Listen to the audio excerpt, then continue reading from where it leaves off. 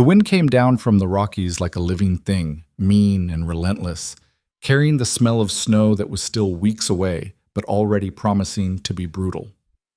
Colt Maddox stood on the porch of his ranch house. Calling it a house was generous, really, more like a collection of weathered boards held together by stubbornness and rust, and watched the dust rise from the valley road below.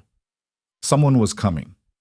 That alone was enough to put him on edge. Nobody came out this far unless they were lost, running from something, or too stupid to know better. He'd built his life on isolation, carved it out of this unforgiving stretch of Montana territory with his bare hands and a determination to be left the hell alone. The ranch, 60 acres of rocky soil, struggling cattle, and a bunkhouse that housed 3 men too broken or desperate to work anywhere else, was barely holding on. One more bad season and the bank would take it. One more winter like the last and there wouldn't be enough cattle left to bother with. But Colt didn't think about that. Couldn't afford to. He squinted at the approaching wagon, his hand instinctively moving to the revolver at his hip. Old habits. The kind you picked up when you'd spent too many years in places where trust got you killed. The wagon was small, pulled by a single tired-looking horse that seemed about as enthusiastic about this journey as Colt was about receiving visitors. As it drew closer, he could make out 2 figures on the seat, a woman driving and something smaller beside her. A kid, maybe. Colt's jaw tightened. He'd sent word to town 3 weeks ago that he needed a cook. The men were about to mutiny over the slop they'd been eating, and Colt's own attempts at cooking had nearly poisoned everyone, including himself.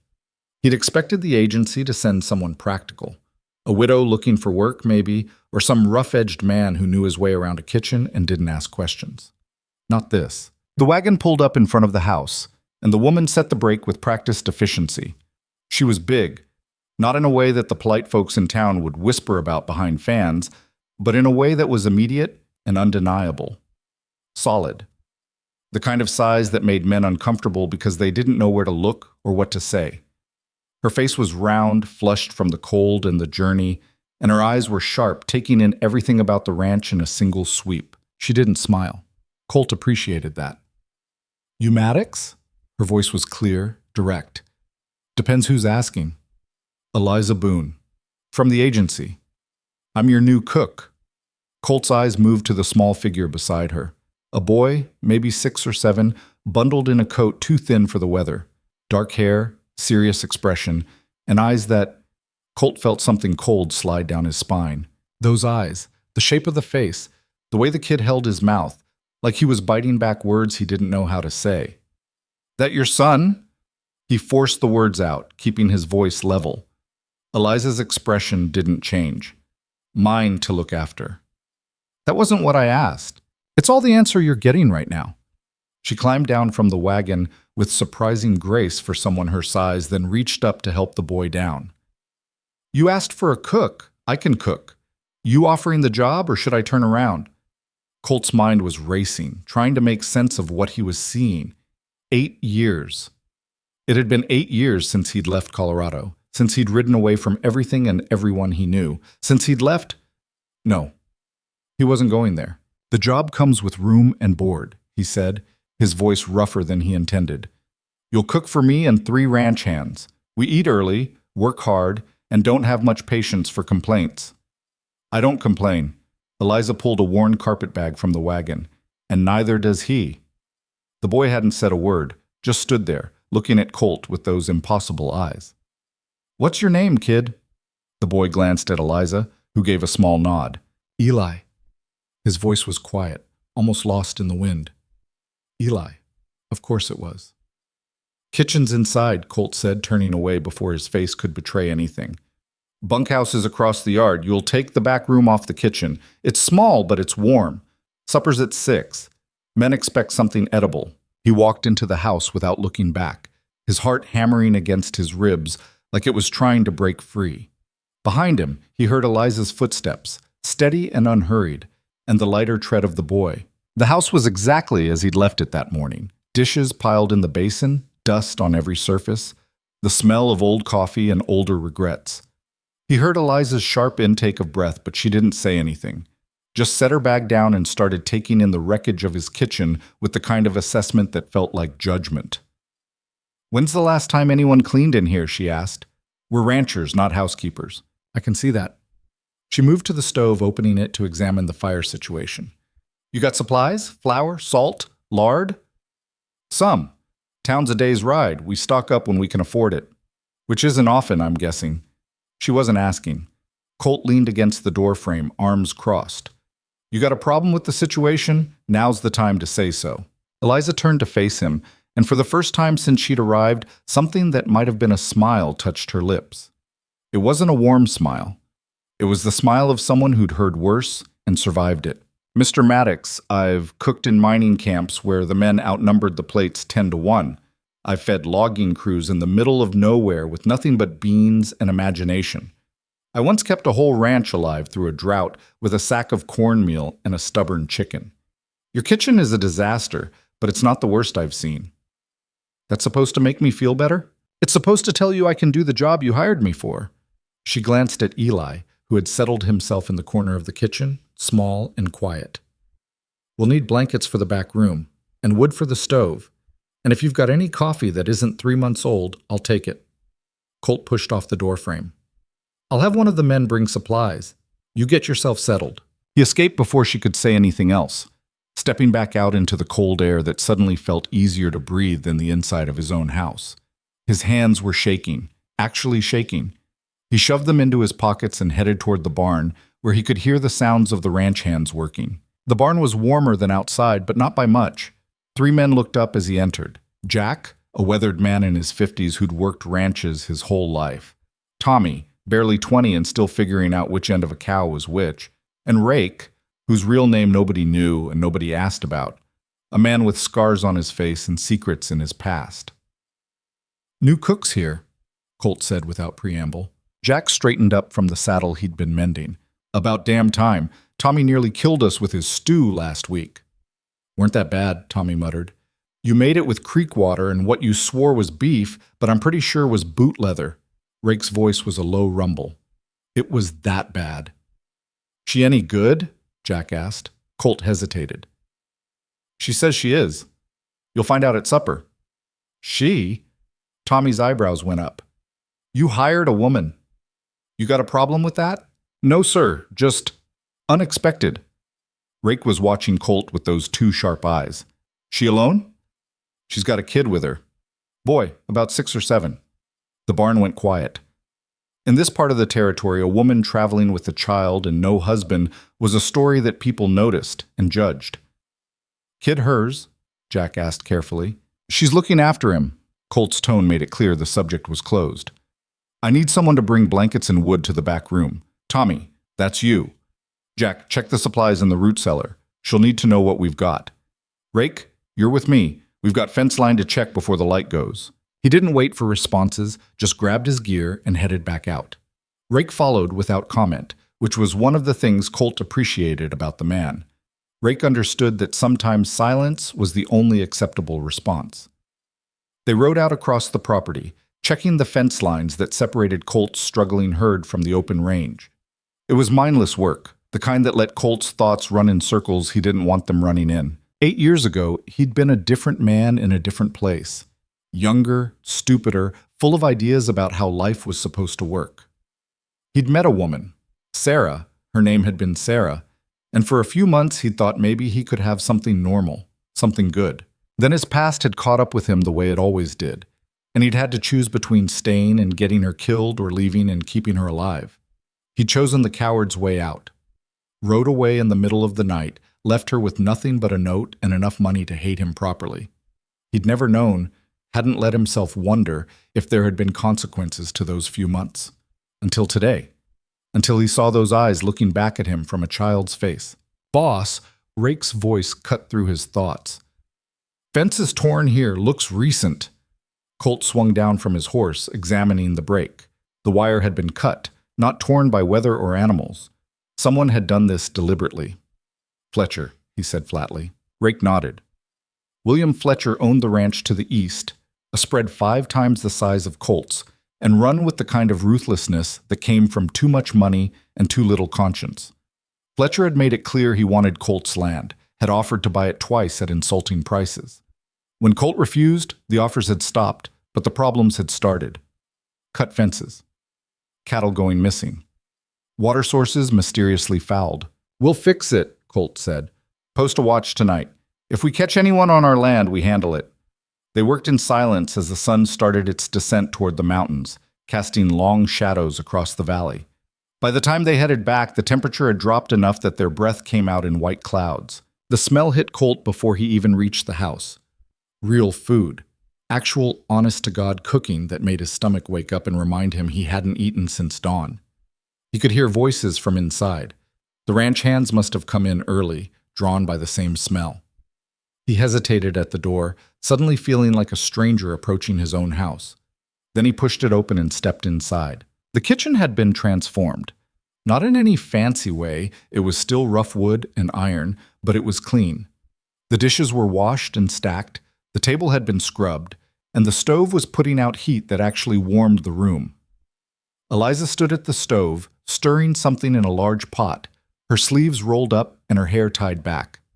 The three ranch hands sat at the table, looking uncomfortable and uncertain, like they'd walked into someone else's home. Eli was still in the corner, but now he had a book in his lap, the kind with pictures. He looked up when Colt entered, and for a second their eyes met. "Supper's ready," Eliza said without turning around. "Sit down." Colt sat. The other men looked at him like he might explain what was happening, but he had nothing to offer them. Eliza brought the pot to the table. Stew, thick with vegetables and meat, that smelled like it had been cooking for hours, even though she'd only been here a few hours. "How did you—" Tommy started. "Had everything simmering while I cleaned," Eliza said, ladling generous portions into bowls. "You had more supplies than you thought, just weren't organized." She set a bowl in front of each man, then one at the empty spot she'd set for Eli. "Bread's still warm. There's butter if you want it." Nobody moved. They were all staring at the food like it might disappear if they looked away. "Well?" Eliza raised an eyebrow. "It's not going to eat itself." Jack picked up his spoon first, took a bite, and his eyes actually closed. "Ma'am," he said quietly, "I don't know where you learned to cook, but this is the best thing I've tasted in 5 years." "That's because you've been eating Tommy's cooking for 5 years," Rake said, but he was eating too, faster than Colt had ever seen him move. Tommy didn't defend himself. He was too busy eating. Colt took a bite. Jack wasn't exaggerating. It was simple food, nothing fancy, but it was made with the kind of skill that came from years of practice and actually giving a damn. The meat was tender, the vegetables cooked just right, and there was a depth of flavor that made him realize how much he'd been punishing himself with his own cooking. "It's good," he said, and the words felt inadequate. Eliza nodded, accepting the compliment without fuss, and brought her own bowl to sit at the table. Not at the head, that was Colt's spot, but at the side, where she could keep an eye on both the stove and Eli. They ate in silence for a while, the only sounds the scrape of spoons and the crackle of the fire. It was the most peaceful meal Colt could remember in this house.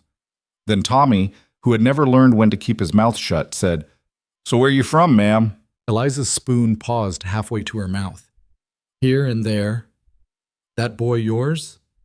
The temperature in the room dropped about 20 degrees. Jack kicked Tommy under the table, but the damage was done. "That's none of your concern," Eliza said calmly, but there was steel underneath the calm. "Didn't mean any offense, just—" "Tommy." Colt's voice cut across the table like a knife. "Shut up and eat." Tommy shut up. Eli had stopped eating, his spoon frozen in his bowl, his eyes darting between the adults like he was waiting for something bad to happen. Eliza reached over and touched his shoulder gently. "It's all right," she said quietly, just to him. "Finish your supper." After dinner, the men cleared out fast, mumbling thanks and escaping to the bunkhouse. Colt stayed, ostensibly to check the fire, actually because he didn't know what else to do. Eliza was washing dishes, Eli drying them with a cloth that was almost bigger than he was. They worked together with the easy rhythm of people who'd done this 1,000 times. "You don't have to explain anything to them," Colt said finally. "Or to me." Eliza didn't turn around. "I know. But I need to know." He stopped, not sure how to ask what he needed to ask. "Is he—" "You'll figure it out when you're ready," Eliza said. "Or you won't. Either way, I'm here to cook, not to complicate your life." "A bit late for that." Or she did turn then, her hand still wet, her expression unreadable. Mr. Maddox, I don't know what you think you see when you look at him, but whatever it is, you need to understand something. That boy has been through enough in his short life. He doesn't need confusion or anger or a man who can't make up his mind about whether he wants to care or not. So if you're going to be cold to him, be cold from the start. But if you're going to be decent, then be decent all the way. He can't handle anything in between. Colt felt like he'd been punched in the chest. You don't know anything about me. I know you hired a cook site unseen because you were desperate. I know your ranch is barely holding together. I know you live out here alone because you're either hiding from something or hiding from yourself. Her voice was matter-of-fact, not cruel. And I know that when you first saw Eli, you looked like you'd seen a ghost. So yes, Mr. Maddox, I know enough. She turned back to the dishes, dismissing him as cleanly as if she'd shut a door in his face. Colt stood there for another moment, feeling like a fool and an intruder in his own kitchen, then walked out into the night. The cold air hit him hard, clearing some of the confusion from his head. He walked without thinking, ending up at the corral where his horses stood, dark shapes against the darker night. One of them, Smoke, his gray gelding, came over to the fence hoping for an apple or a carrot. Don't have anything for you, Colt said, but he reached out and scratched the horse's nose anyway. Behind him, he heard the kitchen door open and close. Light footsteps on the porch, too light to be Eliza. He turned slowly. Eli stood there in the doorway, silhouetted by the lamplight from inside. He didn't come closer, just stood there, wrapped in a blanket that dragged on the ground. You should be inside, Colt said. It's cold. Miss Eliza said I could get some air. The boy's voice was still quiet, but there was something steady in it. She said you wouldn't mind. She did she? She said you seemed like the kind of man who understood needing space sometimes. Colt couldn't help it. He almost smiled. She's got me figured out already. She's good at that, figuring people out. Eli shifted his weight, the blanket rustling. Are you mad that we're here? The question was so direct, so without guile, that it knocked Colt off balance. No, he said, and realized it was true. Surprised maybe, but not mad. Miss Eliza was worried you'd send us away. Why would I do that? Eli shrugged, a gesture too old for his small frame. People do. Send us away. Say she's too much trouble, or I'm too much trouble, or we're both too much trouble together. That happen a lot? Sometimes. Eli looked down at his feet. But Miss Eliza says it's their loss, not ours. She says the right place will want us for who we are, not who they wish we were. Colt walked over to the porch, stopping a few feet away from the boy. Up close, the resemblance was even harder to ignore. It wasn't just the eyes. It was the way the kid held himself, quiet and watchful. The same way Colt had learned to be at that age, when watching kept you alive. She sounds like a smart woman. She is. She knows lots of things. Reading and numbers and how to make a chicken lay eggs even when it doesn't want to. Eli looked up, meeting Colt's eyes directly. And she knows about you. Colt's heart stopped. What about me? She knows you're my father. The words hung in the cold air between them, impossible to take back, impossible to ignore. She tell you that? She told me my father was a good man who had to leave before I was born, that he didn't know about me, that it wasn't his fault, and it wasn't my fault, and some things just happen the way they happen. Eli pulled the blanket tighter around himself. But when she heard about this job, about a ranch in Montana run by a man named Maddox, she got real quiet. Then she packed our things and said, maybe it was time I met you. Colt couldn't speak, couldn't think. The world had narrowed down to this moment, this porch, this child who was looking at him with hope and fear in equal measure. Are you? Eli asked softly. My father? Colt could lie. Could say he didn't know, that he needed proof, that this was all some mistake. Could protect himself the way he'd been protecting himself for 8 years. But he looked at this kid, his kid, and couldn't do it. Yeah, he said, his voice rough. I think I am. Eli nodded slowly, like he'd expected the answer but needed to hear it anyway. Miss Eliza said you might not want us to stay. That you had your own life and we couldn't force our way into it. She said we'd give you time to decide. What do you want? Colt asked. The question seemed to surprise Eli. He thought about it, his face serious. I want Miss Eliza to be happy. She takes care of me, so I want someone to take care of her, and I want—" He stopped, looking uncertain. "What?" "I want to know what it's like, having a father. But not if you don't want to. I don't want to be someone you got stuck with." Something in Colt's chest cracked wide open. This kid, this small, serious person, was worried about being a burden to a man he'd just met, was ready to walk away to make things easier for everyone else. He knew that feeling, had lived with it his whole childhood. "Come here," Colt said. Eli hesitated, then stepped forward until he was close enough that Colt could reach out and put a hand on his shoulder. The kid was small, solid under the blanket, real in a way that made everything else suddenly feel less important. "I'm not good at this," Colt said. "I don't know how to be a father. Don't know if I'd be any good at it even if I tried. But you're not stuck with me.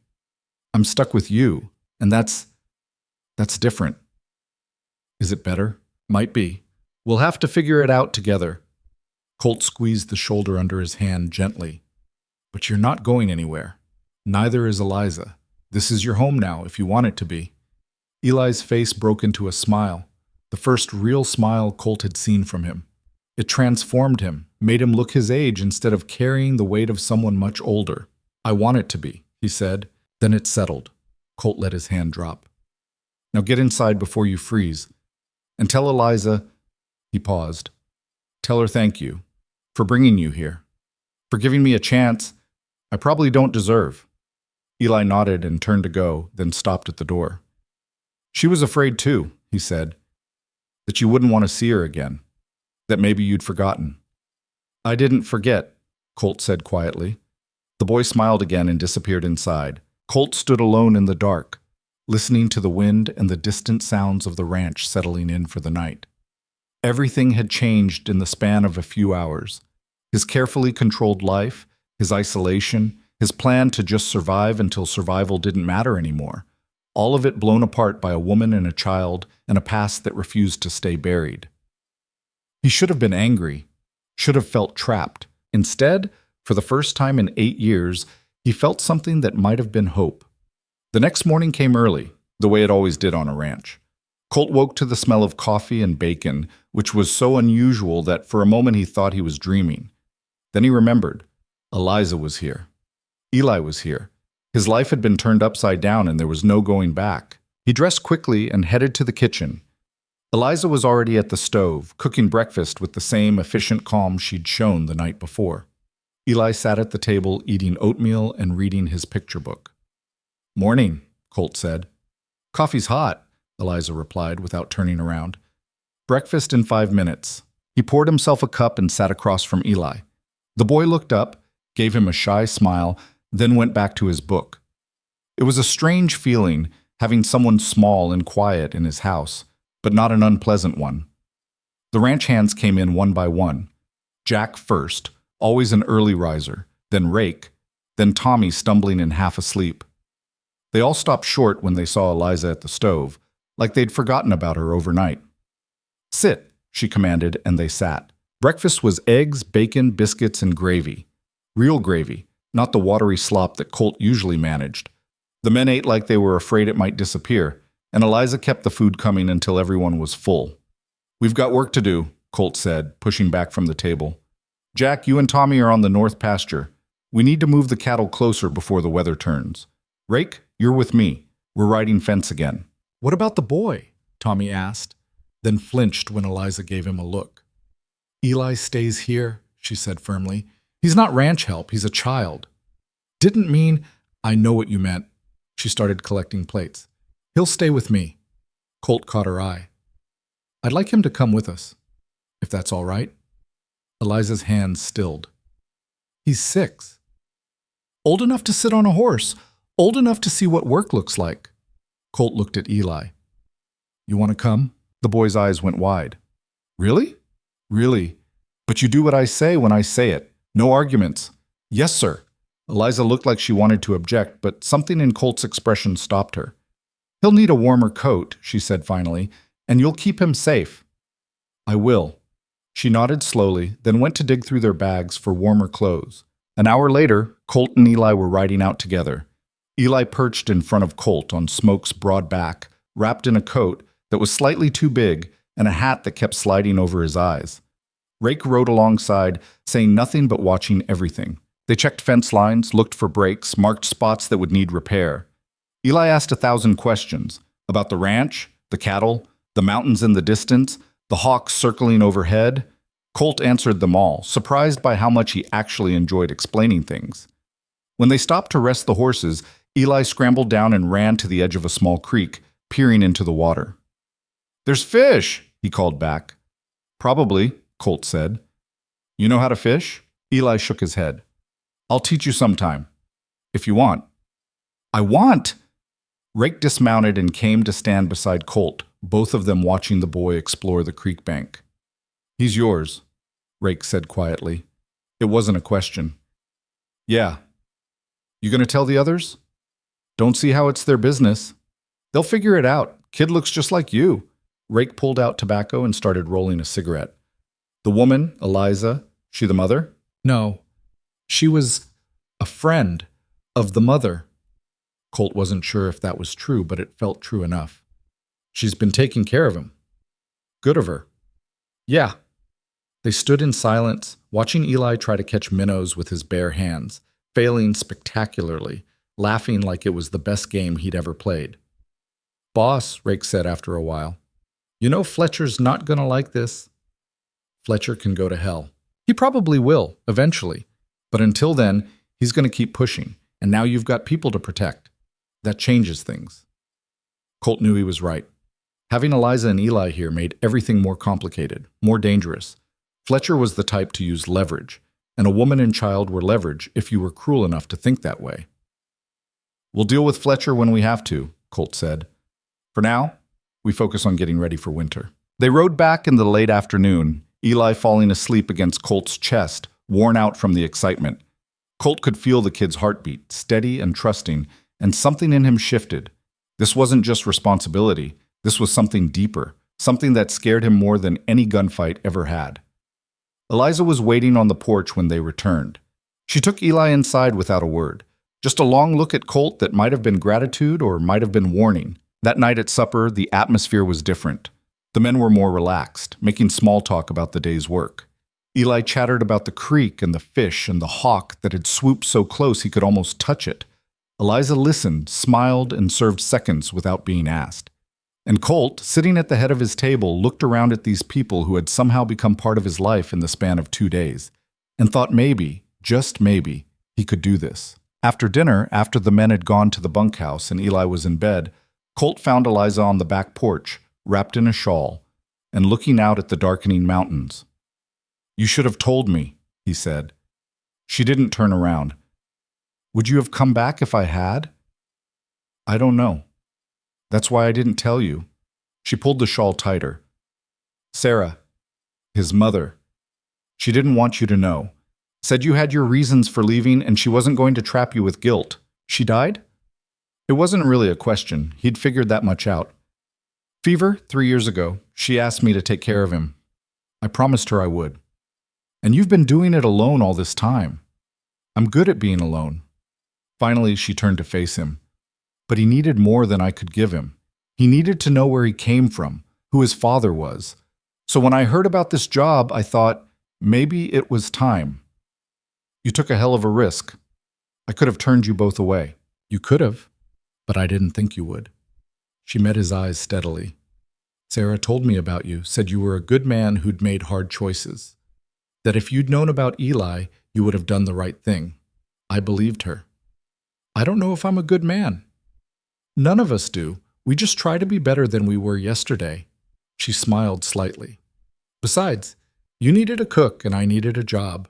Everything else is just extra." Colt wanted to argue with that, wanted to say that a child, his child, was more than extra, but he understood what she was really saying.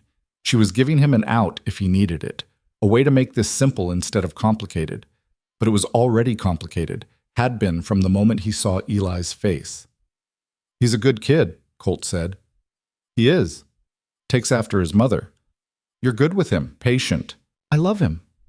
She said it simply, like it was the most obvious thing in the world. "He's been mine for 3 years, even if I didn't give birth to him.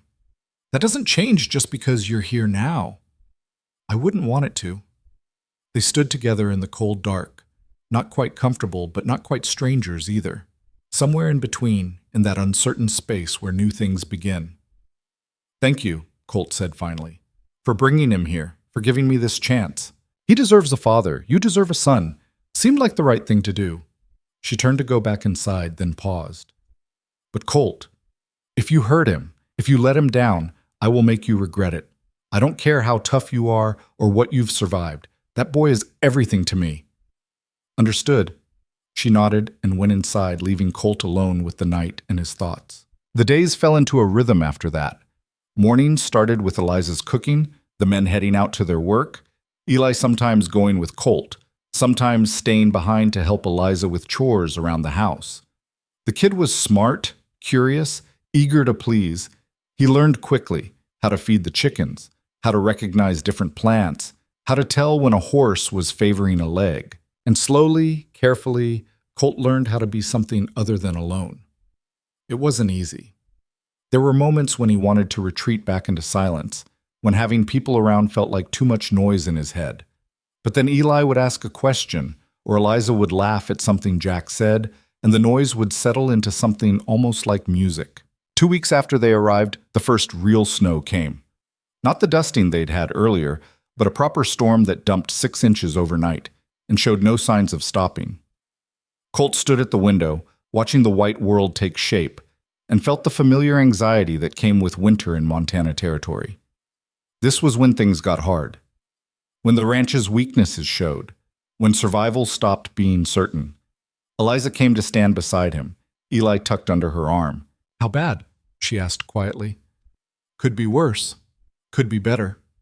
He didn't sugarcoat it. We've got enough food for a few weeks if we're careful. Cattle should be fine if we can keep them close and check on them. But if this keeps up, then we deal with it. He looked at her, this woman who'd walked into his life and refused to be intimidated by anything it threw at her, and felt something warm settle in his chest. Yeah, he said, we deal with it. Outside, the snow kept falling, and inside, the fire kept burning. And somewhere in between, a family was being built from fragments and hope and the stubborn refusal to let winter win. The snow didn't stop for 3 days. It came down in thick curtains that turned the world into a white blur, piling up against the barn doors and burying the fence posts until only their tips showed through the drifts. Colt had seen bad winters before, but this one felt different. Maybe because now he had people depending on him in a way he'd never allowed before. Maybe because every time he looked at Eli's face pressed against the window, watching the snow like it was some kind of magic show, he felt the weight of responsibility settle heavier on his shoulders. The ranch hands were restless, cooped up in the bunkhouse with nothing to do but play cards and argue about things that didn't matter. Colt checked on them twice a day, making sure they hadn't killed each other or burned the place down trying to stay warm. Jack was handling it well enough, keeping Tommy and Rake from each other's throats, but the tension was there, building like pressure in a boiler. Inside the main house, things were quieter but no less strained. Eliza worked constantly, cooking meals that stretched their supplies, mending clothes, teaching Eli his letters by lamplight when the days got too dark to do anything else. She never complained, never showed worry on her face, but Colt caught her sometimes standing at the window, staring out at the endless white with an expression he couldn't quite read. On the 4th morning, the snow finally stopped. Colt woke to silence, the kind of deep, heavy silence that only comes after a storm, and knew before he even looked outside that they had work to do. A lot of it. He found Eliza already in the kitchen, as always, but this time she looked tired. Actually tired, with shadows under her eyes and a slowness to her movements that she usually didn't show. You sleep at all? He asked. Some. She poured coffee without looking at him. Eli had nightmares. The storm scared him more than he wanted to admit. You all right now? Still sleeping. Let him rest. She set the coffee pot down harder than necessary. We need supplies. The root cellar's running low and I can only stretch beans and flour so far. Town's a day's ride in good weather. Could be 3 or 4 days now, depending on the drifts. Then someone should go soon before the next storm hits. Colt wrapped his hands around the coffee cup, feeling the warmth seep into his cold fingers. I'll go. Take Rake with me. Jack can manage things here. And if something happens while you're gone? What's going to happen? We're snowed in. Fletcher's not stupid enough to ride in this weather. Eliza turned to face him fully, and he saw something in her eyes he hadn't seen before. Fear. Real, honest fear. You don't know that. You don't know what desperate men will do when they think they have an advantage. You know something I don't. She hesitated, her hands twisting in her apron. In town, before we came out here, I heard talk. Men in the saloon saying Fletcher was done waiting, that he was going to take what he wanted one way or another. They say when? Before winter set in hard, before the passes closed. She moved closer, lowering her voice even though Eli was still asleep. Colt, what if they come while you're gone? What if... They won't. He said it with more confidence than he felt. And if they do, Jack knows how to handle himself. So does Rake. You'll be safe. I'm not worried about me. Her eyes flicked toward the back room where Eli slept. That boy's already lost too much. I won't let him lose anything else. Colt set down his coffee and stood, closing the distance between them. Up close, he could see how hard she'd been working, how much strain she'd been carrying without showing it. I'll be back in 3 days, 4 at most. You have my word. Your word? She almost smiled, but it didn't reach her eyes. That's supposed to mean something? It's all I've got to give. They stood there in the quiet kitchen, the morning light just starting to creep through the windows, and something passed between them that wasn't quite trust, but wasn't quite doubt either. An understanding, maybe. Or just the shared knowledge that they were both trying to protect the same small person sleeping in the next room. 3 days, Eliza said finally. If you're not back by then, I'm sending Jack after you. Fair enough. He left within the hour, him and Rake on horseback with pack saddles and enough supplies to make the journey. Eli woke up just as they were mounting up, came running out in his nightshirt and bare feet, not caring about the cold. You're leaving? The panic in his voice cut right through Colt. Just for a few days, getting supplies. Colt swung down from smoke and crouched to the kid's level. You'll be fine here with Eliza and Jack. They'll take care of you. But what if you don't come back? The question hung in the frozen air between them, and Colt realized this wasn't just about the trip to town. This was about every man who'd ever left Eli behind, every promise that had been broken, every time the kid had learned that people disappeared. I'm coming back, Colt said, and he meant it in a way he'd never meant anything before. I promise you, Eli, I'm coming back. You swear? I swear. Eli threw his arms around Colt's neck, and for a second Colt froze, not sure what to do with this small body pressed against him, this absolute trust that he didn't deserve. Then instinct took over and he wrapped his arms around his son, holding him tight enough to mean it, but gentle enough not to hurt. You listen to Eliza, Colt said quietly. You help out. You be good. And when I get back, maybe we'll go check those fish in the creek. See if they're still there under all this snow. Okay. Eli pulled back, wiping at his eyes with the back of his hand. 3 days? 3 days. The ride to town was brutal. The snow had drifted in places higher than the horses' bellies, and they had to pick their way carefully, finding paths that wouldn't exhaust the animals. Rake didn't talk much, which Colt appreciated. The man had a gift for knowing when silence was better than conversation. They made camp the first night in a stand of pines that gave some shelter from the wind. Colt built a fire while Rake tended the horses, and they ate a cold supper of biscuits and dried meat that Eliza had packed for them. Kid's attached to you, Rake said finally, breaking the silence. Yeah. You attached back? Colt poked at the fire with a stick, watching sparks spiral up into the dark. Trying to figure that out. Seems pretty figured to me. Saw the way you looked when he asked if you'd come back. Rake rolled a cigarette with practiced ease. Man doesn't look like that unless he cares. Caring's dangerous. Living's dangerous. Caring just gives you a reason to be careful about it. Rake lit his cigarette, the flame briefly illuminating his scarred face. That woman, Eliza, she's stronger than she looks. I noticed. Good. Because Fletcher's going to notice too. A woman like that, alone on a ranch with just a kid and a couple of hired hands, that's opportunity to a man like him. Colt's jaw tightened. She's not alone. She's got me. You're here with me, not there with her. We need supplies. Can't protect anyone if we all starve. True enough. Rake exhaled smoke into the cold air. Just saying, 3 days is a long time when you've got enemies circling. They reached town late the next afternoon, riding down the main street with snow still falling lightly, dusting their shoulders and the horses' manes. The town, such as it was, consisted of maybe 20 buildings clustered around a crossroads, a general store, a saloon, a church that doubled as a schoolhouse, and a collection of houses that looked about as permanent as a sneeze. The general store was run by a woman named Martha Hendricks, a widow who'd been selling goods to ranchers for longer than Colt had been alive. She looked up when they entered, her sharp eyes taking in their snow-covered clothes and tired faces. Colt Maddox. Didn't expect to see you until spring. Need supplies, running low. Everyone's running low. Storm caught folks unprepared. She moved behind the counter, pulling out her ledger. What do you need? Colt handed her the list Eliza had written out in her neat, precise handwriting. Martha scanned it, her eyebrows rising slightly. This is a lot of flour and sugar. You entertaining? Got a new cook. She's particular about what she needs. She? Martha's interest sharpened. You hired a woman? Problem with that? No problem. Just curious. Woman brave enough to work out at your place must be something special. She started gathering items from the shelves. This'll take me a bit to put together. You boys need a place to stay tonight? We'll camp outside town. Suit yourself, but the saloon's got rooms if you change your mind, and hot food. She paused, setting down a bag of flour.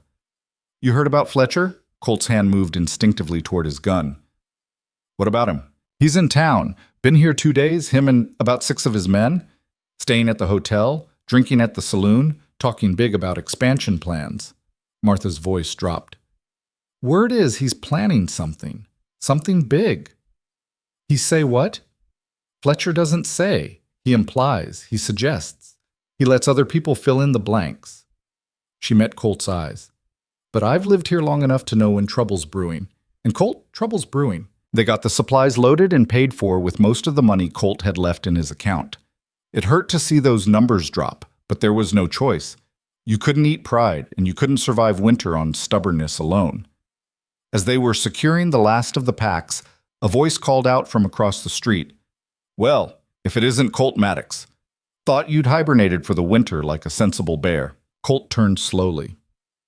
William Fletcher stood on the saloon porch, dressed in a fine coat that probably cost more than Colt's entire ranch. He was a big man, tall and broad, with the kind of face that might have been handsome if it wasn't twisted by arrogance and cruelty. 3 of his men flanked him, all armed, all watching with the predatory interest of wolves eyeing a wounded deer. Fletcher. Colt's voice was flat, giving nothing away. Surprised to see you in town. Figured you'd be holed up out there on that little patch of dirt you call a ranch. Fletcher descended the steps with the casual confidence of a man who'd never been seriously challenged. How's it holding up? The ranch, I mean. Heard you lost some cattle last month. And that well of yours giving you trouble again? Ranch is fine. Is it? Fletcher stopped a few feet away, close enough to be confrontational, but not quite close enough to justify violence. Because I heard different. I heard you're barely scraping by, that you're one bad season away from the bank taking everything. He smiled, and it was the smile of a shark. I also heard you hired yourself some help, a cook, wasn't it? And her kid? Every muscle in Colt's body went tight. What's your point? No point, just making conversation. It's a small territory. People talk. And when they talk, interesting information comes up. Like, for instance, the fact that your new cook is quite the woman. Big girl, they say. Not exactly pretty, but sturdy. The kind that could handle hard work. Fletcher's eyes glinted with malice. Must be nice having a woman around the place again. Gets lonely out there, doesn't it? Rake shifted beside Colt, his hand moving toward his gun, but Colt held up a hand to stop him. You got business with me, Fletcher. Say it straight. I don't have time for games. Business. Yes, let's talk about business. Fletcher pulled a cigar from his pocket, taking his time lighting it. I made you an offer 6 months ago. A fair offer for that land of yours. You turned me down. I made you another offer 3 months ago, even more generous. You turned that down too. He exhaled smoke. I'm a patient man, Maddox, but my patience has limits. That land sits right in the middle of my expansion plans. I need it, and one way or another, I'm going to get it. Land's not for sale. Everything's for sale. It's just a matter of price. Fletcher's expression hardened. And sometimes the price isn't money. Sometimes it's paid in other ways. Ways that hurt a lot more than losing a few dollars. The threat was clear as crystal, hanging in the cold air between them like a blade. You threatening me, Fletcher? I'm stating facts. Winter's dangerous out here. Accidents happen. Fires start. People get hurt. He paused, letting that sink in. Especially people who don't have the sense to protect what's theirs. Like, say, a woman and a kid living on an isolated ranch with just a few men who might not be around when trouble comes calling. Colt's hand was on his gun before he'd consciously decided to move, but Rake grabbed his arm, holding him back. Not here, Rake muttered. Not like this. Too many witnesses, all his. Fletcher laughed, a cold, ugly sound. Listen to your man, Maddox. He's smarter than you are. This isn't the place to start something you can't finish. He turned to leave, then stopped. You've got until spring. Sell me that land at a fair price, or I'll take it anyway. And trust me, you won't like the second option. He walked away, his men following, leaving Colt shaking with fury and fear in equal measure. We need to get back, Colt said through clenched teeth. Now! It's almost dark. We ride now. We'll be traveling blind. I don't care. He just threatened Eliza and Eli. I'm not spending the night here while they're alone out there. Rake studied his face for a long moment, then nodded. All right, but we take it slow. Breaking our necks won't help anyone. They rode through the night, pushing the horses as hard as they dared, following the trail by moonlight and instinct. Colt's mind was racing, imagining every possible disaster. Fletcher's men showing up at the ranch, fire, violence. Eliza and Eli hurt, or worse, because he'd left them to get supplies. She'll be fine, Rake said at one point, reading his thoughts. Jack's there. He's not much, but he can handle a gun. Jack's one man. Fletcher has 6. Fletcher's in town. We saw him there. We saw him. Doesn't mean all his men are with him. Colt urged Smoke faster, despite the danger. He could have sent some ahead while he kept us busy with talk. You're borrowing trouble. I'm preparing for it. There's a difference. They reached the ranch just before dawn on the 3rd day, both of them exhausted, the horses nearly spent.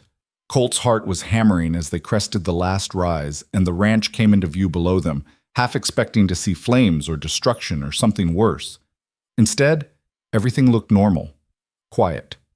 Snow undisturbed except for the tracks around the barn and house, smoke rising from the chimney, the bunkhouse dark and still. Colt didn't let himself relax until he dismounted and opened the kitchen door and saw Eliza standing at the stove, alive and whole and safe. She turned when she heard him, and the relief on her face matched what he felt. 3 days, she said. You made it. Told you I would. He wanted to cross the room and pull her into his arms, wanted to make sure she was real, and not just something his exhausted mind had conjured. Instead, he stayed in the doorway, breathing hard from the ride. Everything all right here? Fine. Quiet. Too quiet, actually. I kept expecting... She stopped, shook her head. But nothing happened. Jack's been checking the property twice a day, no sign of trouble. Eli appeared in the doorway of the back room, rubbing sleep from his eyes. When he saw Colt, his face lit up like sunrise. You came back! Told you I would. The kid ran across the kitchen and slammed into Colt hard enough to make him stagger. Colt caught him, holding on tight, and over Eli's head he met Eliza's eyes. Something passed between them. Relief, gratitude. Something deeper that neither of them had words for yet. Saw Fletcher in town, Colt said quietly. Eliza's expression changed instantly, fear flickering across her features before she hit it. What did he say? Enough. Colt set Eli down gently. Go get dressed, kid. I need to talk to Eliza. Eli looked between them, sensing the seriousness, then nodded and disappeared back into the room. Tell me, Eliza said. Colt told her everything, the conversation, the threats, the timeline. Fletcher wanted the land by spring. He'd made it clear he didn't care how he got it. So what do we do? Eliza asked when he finished. We prepare. We stay alert. And we don't give him any openings. Colt moved to the window, looking out at his land, this patch of dirt and snow that had become worth fighting for. I'm not selling. This is my home. Our home now. And I'll be damned if I let some rich bastard take it because he thinks he can. Even if it means fighting, especially if it means fighting. Eliza was quiet for a moment, her hand still on the spoon she'd been using to stir breakfast. I didn't come here to bring you more trouble. You didn't bring trouble, Fletcher did. You and Eli, you're the first good thing that's happened to this place in years, maybe ever. He turned to face her. I'm not losing this ranch, and I'm damn sure not losing you two. You say that now, but when it gets hard, it's already hard, Eliza. It's been hard since the day I bought this land. The difference is now I've got a reason to keep fighting. He crossed the room, stopping in front of her. I need you to trust me. Can you do that?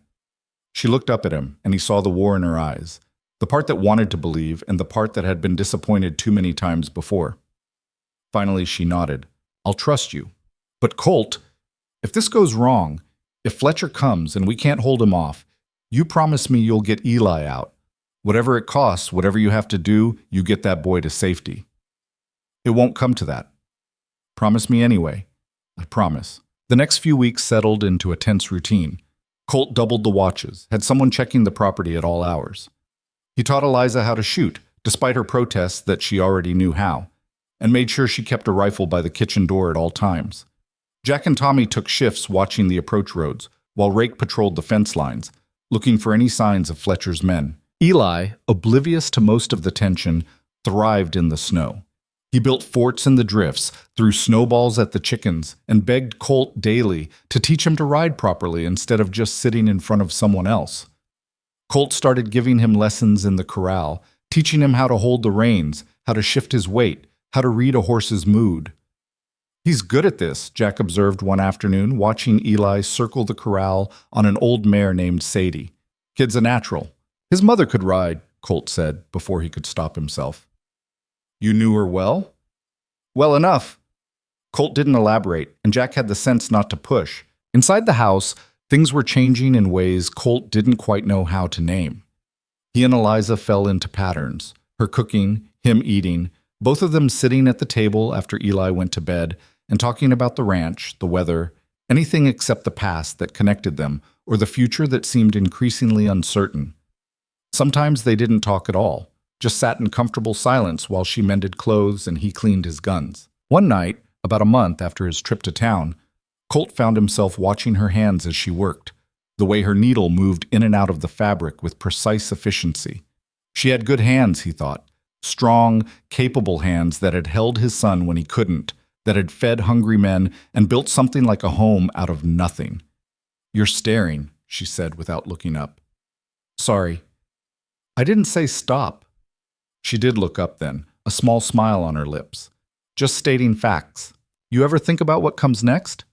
The question was out before he could stop it. After winter, I mean. I try not to. Thinking too far ahead is dangerous when you don't know if you'll make it through tomorrow. That's a hell of a way to live. It's the only way I know. She set down her mending. Why? You planning something? Just wondering if you'd stay, after. He kept his voice casual, like it didn't matter, even though they both knew it did. If we make it through winter and Fletcher and whatever else comes at us, would you stay? Eliza was quiet for a long time, her eyes searching his face for something he wasn't sure how to give her. That depends, she said finally. On what? On whether you're asking because you need a cook or because you need something else. The honesty of it hit him square in the chest. Here it was, the question underneath all the other questions, the truth neither of them had been brave enough to speak out loud. I need... He stopped, tried again. I'm not good at this. Talking about what I feel or want or any of that. But Eliza, when you're not in a room, I notice. When you are in a room, I notice that too. And when I thought Fletcher might have sent men here while I was in town, I've never been more scared in my life. Colt, let me finish. I don't know what this is between us. Maybe it's just two people trying to survive the same winter. Maybe it's something more. But I know I want you to stay, not just for Eli, though he needs you, not just because you can cook, though that helps. I want you to stay because when you're here, this place feels like home instead of just somewhere I exist. She stood up, crossed the small space between them, and for a moment he thought she might leave the room, might run from what he'd just laid bare. Instead, she reached out and took his hand, her fingers warm against his cold ones. I'll stay, she said quietly, for as long as you'll have me. They stood there under the lamplight, hands joined, and Colt felt something in his chest crack open, not breaking, but expanding, making room for feelings he'd kept locked down for so long he'd forgotten they existed. Then a gunshot cracked through the night, shattering the moment like glass. Colt had his revolver out before the echo faded, already moving toward the door. "Stay with Eli," he barked at Eliza. Then he was outside, boots crunching in the snow, eyes scanning the darkness. Another shot, this one from the direction of the north pasture. "Boss!" Jack's voice, distant and urgent. "They're here!" Colt ran, Rake appearing from the bunkhouse at the same moment, both of them armed and ready. They found Jack crouched behind a water trough, his rifle aimed at the darkness beyond the fence line. "How many?" Colt dropped down beside him. 3, maybe 4. Came in from the north, quiet-like, cut the fence, and started driving cattle through before I spotted them. Another shot zinged past, too close. "They're not trying to kill anyone yet, just making a point. Point received." Colt raised his rifle, sighting into the darkness. He could see movement out there, shapes on horseback, driving his cattle toward the break in the fence. "Rake, get around to the east side, cut them off. Jack, you stay here, keep them pinned. I'm going straight at them." "That's suicide," Rake said flatly. "It's my cattle and my land. You got a better idea?" Rake cursed but moved off into the dark. Colt waited until he'd had time to get into position, then stood up and walked straight toward the fence line, his rifle held loose but ready. "That's far enough," he shouted into the night. "This is private property and you're trespassing. Leave now or face the consequences." Laughter came back, cold and mocking. One of the shadows detached itself from the others, riding forward until Colt could make out features in the moonlight. Not Fletcher, the boss was too smart to do his own dirty work, but one of his men, a wiry little bastard named Sykes, who Colt had seen in town. "Consequences?" Sykes spat into the snow. "What consequences you gonna dish out, Maddox? You're one man with a couple of hired hands. Mr. Fletcher's got 20 men and more money than you'll see in your lifetime. You really want to die over a few head of cattle? I want you off my land. Now. Can't do that. Mr. Fletcher sent us to deliver a message. See, he's tired of waiting, tired of being patient.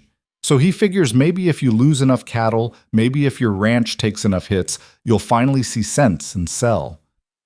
Tell Fletcher he can go to hell." "He figured you'd say that." Sykes reached into his coat, and Colt's finger tightened on the trigger, but what the man pulled out wasn't a gun. It was a torch. "Which is why we're not just taking cattle tonight."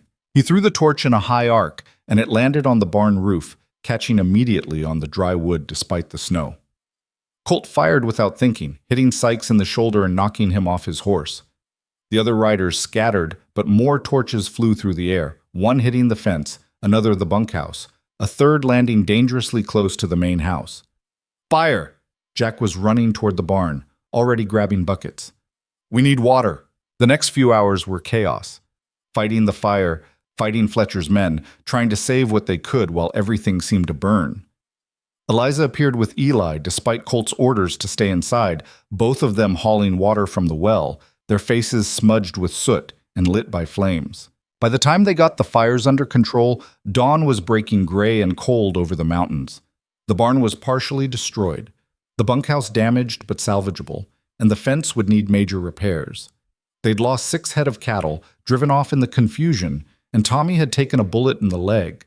Not serious, but painful and bleeding enough to need attention. Colt stood in the ruins of his barn, his lungs burning from smoke, his hands blistered from hot timbers, and felt rage so pure it was almost cleansing. "This is it," he said to Jack and Rake, who'd gathered beside him. "This is war." "He's trying to break you," Rake said quietly. "Wear you down until you give up." "Then he doesn't know me very well." Colt turned to face them. "We rebuild. We strengthen defenses. And we make it clear that if Fletcher wants this land, he's going to have to take it over our dead bodies." "That might be exactly what he's planning," Jack pointed out. "Let him plan. We'll be ready." The rebuilding started that same morning, despite the exhaustion that had settled into their bones like cold into winter ground. Colt couldn't afford to wait, couldn't afford to show weakness by taking time to rest. Fletcher would be watching, measuring, calculating his next move based on how they responded to this one. Eliza worked alongside the men, hauling charred timber from the barn, her dress black with soot, her face set in grim determination. Colt tried to send her inside twice, told her this wasn't her fight, and both times she'd looked at him like he'd lost his mind. "This is my home too," she said the second time, her voice sharp enough to cut. That fire could have spread to the house, could have killed Eli while he slept. "So don't tell me this isn't my fight." He didn't argue after that. Tommy sat on an overturned bucket while Jack worked on his leg, digging out the bullet with whiskey for antiseptic and a leather strap for Tommy to bite down on. The kid handled it better than Colt expected, only passing out once, and when he came to, he insisted on helping despite the blood soaking through the bandage. "You need to rest," Jack told him. "I need to work. Sitting around thinking about it just makes it hurt worse." Tommy pushed himself upright, his face pale but stubborn. "Besides, we're short-handed enough as it is." Eli stayed close to Eliza, too quiet, his eyes too big in his small face. He'd seen the fire, heard the gunshots, watched men he was starting to trust bleed and fight and struggle. No 6-year-old should have to see that, but there was no protecting him from it now. The violence had come to their door and shattered whatever illusion of safety they'd managed to build. Around mid-morning, a rider appeared on the eastern ridge. Not Fletcher's men. This was a single person on a paint horse, moving slow and deliberate like they wanted to be seen. Colt grabbed his rifle and waited, Rake appearing at his shoulder with his own weapon ready. The rider came closer, and Colt felt tension ease slightly when he recognized the horse, then the person. Martha Hendricks from the general store, sitting her saddle like she'd been born there, a Winchester across her lap and a look on her weathered face that said she was done with nonsense. "Heard you had trouble," she called out when she was close enough. "News travels fast. News travels at the speed of gossip, which is faster than anything else in the territory." She swung down from her horse with practiced ease, tying the reins to what was left of the fence. "Sykes came into town this morning, bragging about how they'd put you in your place. Had his shoulder bandaged up, said you shot him. He threw a torch at my barn. I showed restraint by not shooting him in the head." Martha's lips twitched in what might have been approval. "Fletcher's with him. They're at the saloon buying drinks for anyone who'll listen to their version of events, making it sound like you fired first, like they were just checking fence lines when you came at them unprovoked." "That's a damn lie." "Of course it is. But lies told loud enough start sounding like truth to people who don't know better." She looked around at the damage, her expression hardening. "This is bad, Colt. He's escalating. Next time won't be just property damage." "I know. So what are you going to do about it?" "What can I do? I can't prove it was Fletcher's men unless someone talks, and nobody's going to talk. I can't afford to hire more hands. Can't afford to fight a legal battle, even if the law would listen." Colt felt the helplessness of it pressing down on him. "All I can do is rebuild and prepare for the next attack." Martha was quiet for a moment, studying him with those sharp eyes that had seen too many good people broken by men like Fletcher. "You could sell, take what money you can get, and start over somewhere else." "This is my land." "Land's just dirt, Colt. It's not worth dying over." "It's not about the dirt." He gestured toward the house where Eliza had just appeared with water for the workers. "It's about having something that's mine, something I built, something I can give to—" He stopped, not sure how to finish that sentence. "To your son," Martha finished for him. "Yeah, I heard about that too. Small territory, remember?" She shook her head. "That boy's got your eyes. Anyone with sense could see it." "Let them see it. I'm not ashamed." "Didn't say you should be, but you need to think about what's best for him, for both of them." Martha's voice softened slightly. "Sometimes the brave thing isn't standing and fighting. Sometimes it's knowing when to walk away." "I'm done walking away from things." Colt met her eyes directly. "I've spent my whole life running. From my past, from responsibility, from anything that might tie me down or make me vulnerable. And where did it get me? Alone on a failing ranch with nothing to show for it but scars and regrets." He paused, choosing his words carefully. "Then they showed up, Eliza and Eli, and suddenly I had something worth staying for, worth fighting for. So no, I'm not walking away. Not this time." Martha studied him for a long moment, then nodded slowly. "All right then, you're staying and fighting. Question is how? Because Fletcher's got numbers, money, and the law in his pocket. What have you got?" "I've got people who need me. That's more than Fletcher's got." "Noble sentiment. Won't stop bullets, though." She walked over to her horse, untied a bundle from the saddle. Which is why I brought you these. The bundle contained ammunition, boxes of it, more than Colt had seen in months. Rifle cartridges, pistol rounds, shotgun shells. Enough to hold off a small army. Martha, I can't pay for this. Didn't ask you to. Consider it an investment. She pressed the bundle into his hands. Fletcher's been squeezing suppliers, trying to control who sells what to who. I don't like being squeezed, and I really don't like bullies who burn barns and shoot kids in the leg because they can't get what they want through honest means.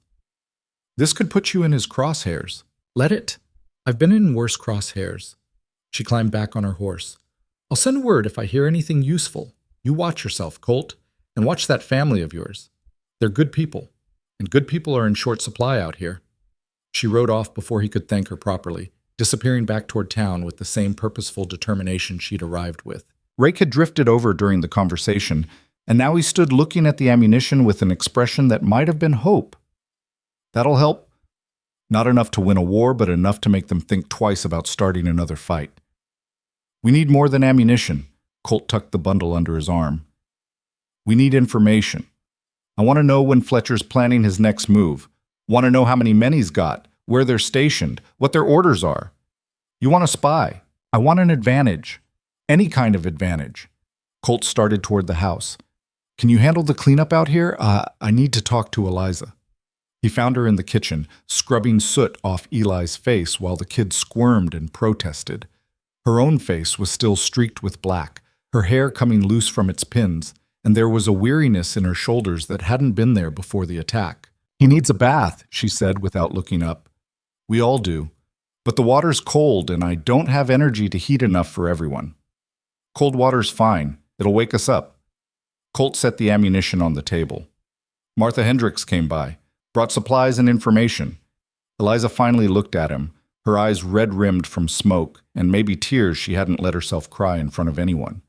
What kind of information? Fletcher's in town, spreading lies about what happened last night, trying to turn public opinion against us. Will it work? Probably. People believe what they want to believe, and Fletcher's got a reputation for getting what he wants. He pulled out a chair, suddenly feeling every hour of sleepless night in his bones. But Martha's on our side. That counts for something. One woman against a rich man with an army. Those aren't good odds. Eliza finally released Eli, who immediately ran off to inspect the ammunition with the fascination of a kid who didn't fully understand what it meant. Colt, maybe we should consider... No. You don't even know what I was going to say.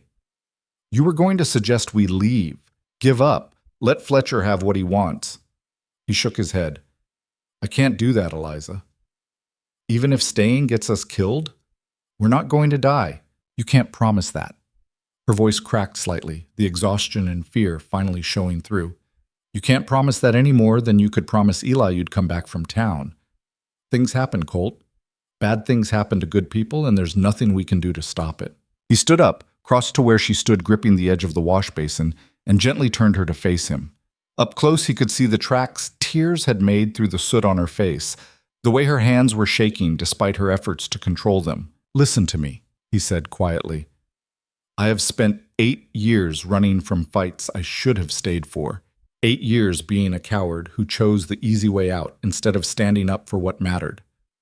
I'm not doing that anymore. I'm not running from Fletcher, and I'm not running from this.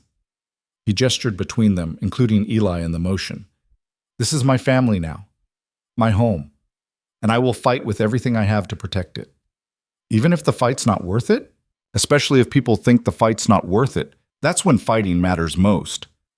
Eliza closed her eyes, and one more tear escaped, tracking down her cheek. Colt wiped it away with his thumb, the gesture more intimate than anything they'd shared before. I'm scared, she whispered. Me too. Then why are we doing this? Because being scared and doing it anyway, that's what courage is. And because Eli deserves to grow up somewhere that's his, where nobody can take it away because we were too afraid to fight for it. She opened her eyes, and something in her expression shifted from fear to determination. All right, we stay. We fight. But we do it smart, not just stubborn. Agreed, which means we need to change tactics. Colt released her, stepping back before the proximity could tempt him into something they didn't have time for. Fletcher thinks he can wear us down with attacks. We need to hit back in ways he's not expecting. What did you have in mind? Over the next hour, they planned. Not a grand strategy. They didn't have the resources for that. But small, calculated moves designed to throw Fletcher off balance and buy them time. Colt would ride to the neighboring ranches, the ones Fletcher hadn't managed to buy or bully yet, and try to form an alliance. Eliza would write to a cousin who worked for a newspaper in Denver, get the real story of what was happening out to people who might care about a land grab in Montana Territory. Rake would watch Fletcher's movements, track his men, gather intelligence that could be used against them. It wasn't much of a plan, but it was something, and something was better than just waiting for the next attack. That afternoon, Colt rode out to the Morrison Ranch, about 10 miles southeast. Old Ben Morrison had been working his land for 30 years, raising cattle and children in equal measure. His spread was smaller than Fletcher's, but bigger than Colt's, and he'd resisted every attempt to buy him out. Ben met Colt at the door, shotgun in hand, suspicion written across his weathered face. "Heard you had trouble last night," Ben said by way of greeting. "Fletcher's men burned my barn, shot one of my hands, ran off cattle." "That's what I heard. Also heard you started it." "That's Fletcher's version. Want to hear mine?" Ben considered for a moment, then lowered the shotgun. "Come in. But you're standing where I can see you, and you're keeping your hands visible." Inside, the Morrison house was warm and cluttered with the debris of a large family. Boots by the door, coats on hooks, children's drawings tacked to the walls. Ben's wife Clara brought coffee, her expression neutral but her eyes sharp, taking in every detail of Colt's appearance. Colt told them everything, the threats in town, the cut fences, the midnight attack. He didn't embellish or exaggerate, just laid out the facts and let them speak for themselves. "Fletcher's consolidating," Ben said when Colt finished, "trying to own everything from the river to the mountain pass.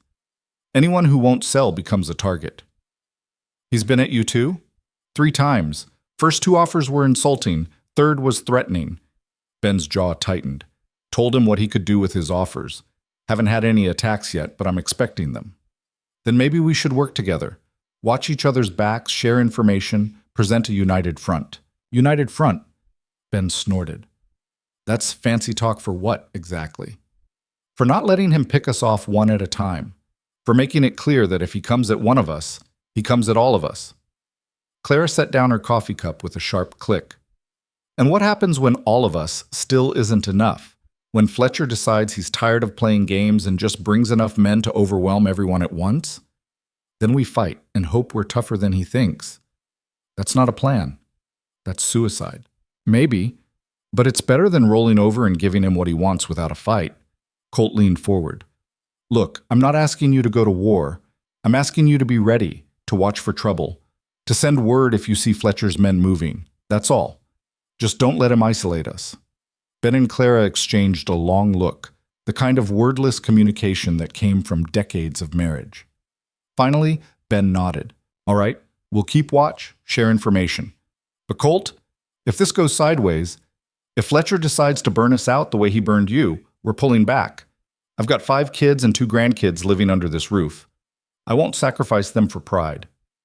"Fair enough." Colt left with a handshake and a promise to send word if anything changed. It wasn't the alliance he'd hoped for, more like a gentleman's agreement that could evaporate the moment things got truly dangerous.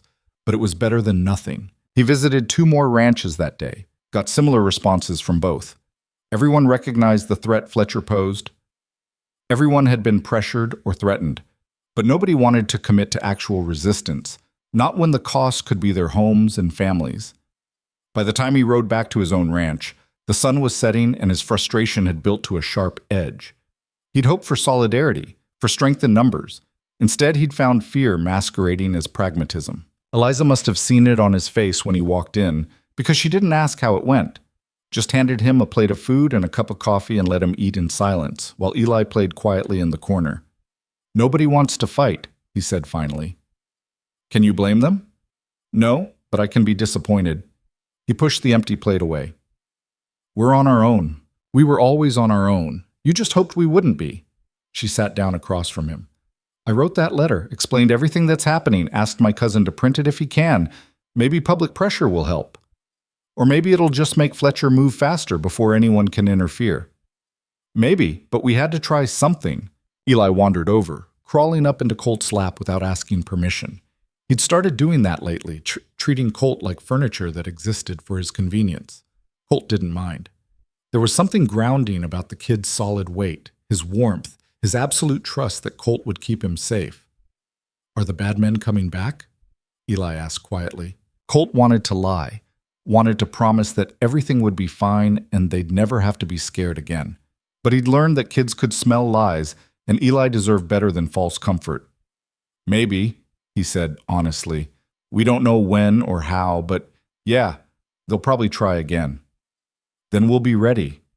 Eli said it with such simple confidence that both adults smiled despite the circumstances. "That's right, we'll be ready." That night, Colt couldn't sleep. He kept running scenarios in his head, trying to figure out Fletcher's next move, looking for weaknesses they could exploit. Around midnight, he gave up and went outside, finding Rake already there, smoking and watching the darkness. "Can't sleep either?" Rake asked. "Too much thinking." "Dangerous habit, thinking." Rake offered the cigarette, but Colt waved it off.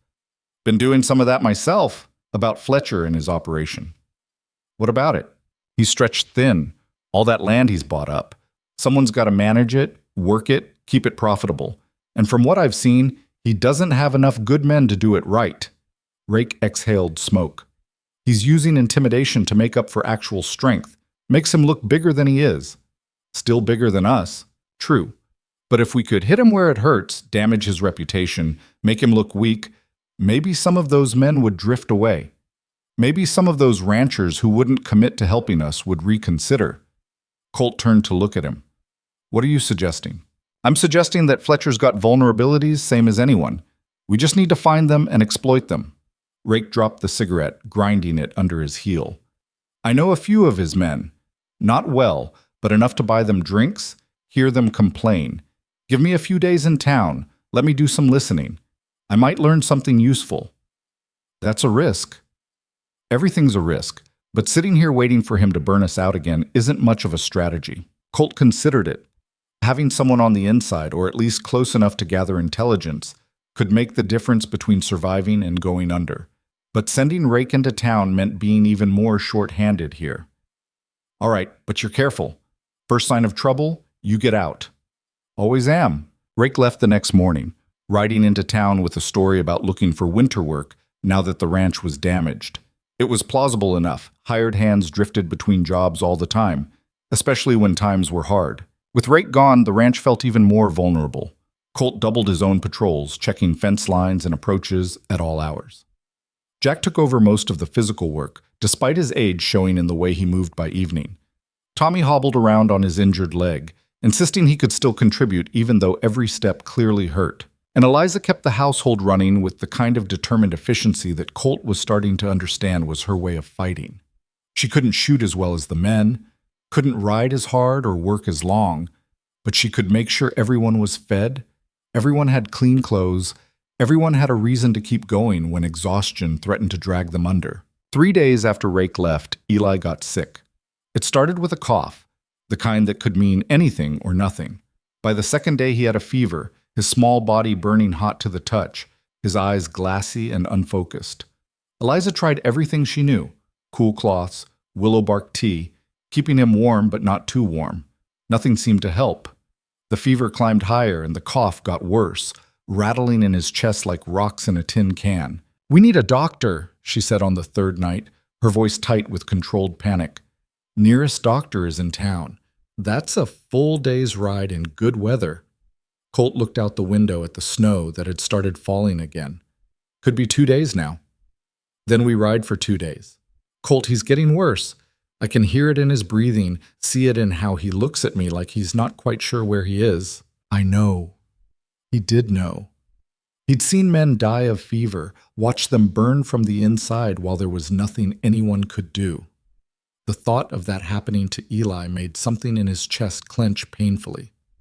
"I'll go, tonight. Get the doctor and bring him back. You can't ride in this weather in the dark. Watch me. Colt, he's my son." The words came out harsh, raw with fear he didn't know how to process. "I'm not sitting here watching him die when I can do something about it." Eliza grabbed his arm, her fingers digging in hard enough to hurt. And what good does it do him if you freeze to death trying to be a hero? What good does it do any of us? They stood there, locked in place by fear and helplessness, while in the back room Eli coughed himself awake and started crying. Eliza went to him immediately, and Colt followed, watching as she gathered the kid into her arms, rocking him gently while he shook with fever and fear. "It hurts," Eli whimpered. "My chest hurts." "I know, sweetheart. I know." She looked up at Colt, and he saw his own terror reflected in her eyes. "First light. You ride at first light. Any earlier is suicide." "First light," he agreed, though waiting felt like torture. He didn't sleep that night. None of them did. They took turns sitting with Eli, trying to keep his fever down, listening to his breathing get more labored as the hours crawled past. Colt found himself bargaining with forces he didn't believe in, making promises to nothing and no one if they'd just let his kid be all right. Dawn came eventually, gray and cold and reluctant. Colt saddled Smoke with hands that shook from exhaustion and fear, checked his supplies twice, and was about to mount when Jack appeared from the barn. "I'm going with you," the older man said. "Someone needs to stay here. Protect Eliza and Eli. Tommy can do that. He can't ride yet, but he can shoot straight, and anyone coming here will have to get through the front door where he'll be waiting." Jack's expression was set, brooking no argument. "You need backup. Something happens to you out there, nobody knows. I come along. At least there's two of us to watch each other's backs." Colt wanted to argue, wanted to say he could handle it alone. But Jack was right. The ride was dangerous, and going alone was asking for trouble. "All right, let's move." They rode hard, pushing the horses as fast as they dared through snow that was still falling, turning the world into a white confusion where it was hard to tell ground from sky. The temperature dropped as the day wore on, and Colt felt ice forming in his beard, his fingers going numb inside his gloves despite the lined leather. Around noon, they spotted riders ahead on the trail, 3 of them, moving in the same direction. "Fletcher's men?" Jack asked quietly. "Can't tell from here. Could be anyone." They kept riding, closing the distance carefully. As they got closer, Colt recognized one of the horses, a big roan that belonged to Sykes, the man he'd shot during the barn burning. "It's them," he said, his hand moving to his rifle. 3-2. Not great odds. "We don't have time for a fight. Need to get past them into town." They tried riding wide, giving Fletcher's men a wide berth, but it didn't work. The 3 riders changed course to intercept, fanning out to block the trail ahead. Sykes sat in the middle, his left arm in a sling but his right hand free and resting on his gun. His 2 companions looked mean and ready for trouble. "Well, well," Sykes called out. "Colt Maddox out for a pleasure ride in the snow. Didn't expect to see you away from that little ranch of yours." "Get out of my way, Sykes." "Can't do that. See, Mr. Fletcher gave us orders. Anyone from your ranch tries to get to town, we're supposed to discourage them." He grinned, showing teeth stained with tobacco. "And I'm real good at discouraging folks." "I'm not asking again." "Good, because I'm done talking too." Sykes went for his gun and everything happened fast. Colt drew and fired in one motion, catching Sykes in the chest and knocking him backward off his horse. Jack took down one of the other men while Colt swung his rifle toward the third, but that one was already running, spurring his horse back the way they'd come. Colt let him go. Couldn't afford to chase him when every minute mattered for Eli. He dismounted to check Sykes, found him dead, his eyes already glazing over. The other man Jack had shot was still breathing but unconscious, blood spreading across the snow beneath him. "We can't leave him here," Jack said. "He'll freeze to death." "That's not our problem." "It'll become our problem when Fletcher uses it as evidence that we're murderers." Jack climbed down, started dragging the wounded man toward his horse. "Help me get him on his mount. We'll take him to town, drop him at the doctor's." Colt wanted to argue, wanted to say they didn't have time for mercy. But Jack was right. Leaving a man to die in the snow, even one of Fletcher's men, would give Fletcher ammunition to use against them. They got the wounded man on his horse, tied him in place so he wouldn't fall off, and continued toward town with an unconscious body in tow. It slowed them down, made the journey take longer than it should have, and every minute felt like one more minute Eli was suffering. They reached town just as full dark was setting in, the buildings showing warm yellow squares of lamplight against the white landscape. Colt went straight to the doctor's office, a small building on the edge of town run by a man named Price, who'd been there longer than anyone could remember. Doc Price opened the door, took one look at the wounded man, and started barking orders. "Get him inside. Put him on the table. What happened?" "He tried to rob us," Colt said, the lie coming easily. "We defended ourselves." Price gave him a skeptical look but didn't push it. "And the other one?" "Dead, back on the trail about 5 miles out." "That'll be a sheriff matter." Price was already cutting away the wounded man's coat, examining the bullet hole. "You boys want to be here when the sheriff asks questions?" "We want you to come back with us," Colt said. "My son's sick. Bad fever, trouble breathing. He needs help." "Your son?" Price looked up, surprise showing on his weathered face. "Didn't know you had a son." "I do, and he's dying, so can you help or not?" Price studied him for a long moment, then nodded. "Let me stabilize this one, get him settled. Then I'll pack my bag and ride back with you. But Maddox, the sheriff's going to want answers. Can't put him off forever." "I'll deal with the sheriff. Just save my kid." True to his word, Price worked fast. Within an hour, he had the wounded man bandaged and resting, had grabbed his medical bag and supplies, and was ready to ride. They left town in the dark, retracing the path through snow that was finally starting to ease up. The ride back felt longer than the ride out, every mile stretching like taffy. Colt kept thinking about Eli's labored breathing, Eliza's frightened eyes, all the ways this could go wrong before they got there. They reached the ranch just before midnight. Eliza met them at the door, her face drawn and pale. "He's worse," she said without preamble. "The fever won't break and his breathing, something's wrong with his breathing." Doc Price didn't waste time with questions, just followed her to the back room where Eli lay on the narrow bed, his small chest rising and falling in shallow, rapid movements. The doctor examined him quickly, listening to his lungs, checking his pulse, peeling back his eyelids to look at his eyes. "Pneumonia," Price said grimly. "Pretty far advanced. We caught it in time, but only just." He started pulling bottles and instruments from his bag. "I'll need hot water, clean cloth, and everyone out of this room except the mother." "I'm not his mother," Eliza said quietly. "Don't care whose mother you are.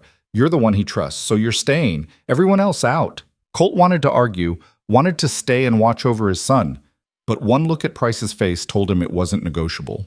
He backed out of the room with Jack, leaving Eliza and the doctor to their work. The next few hours were agony.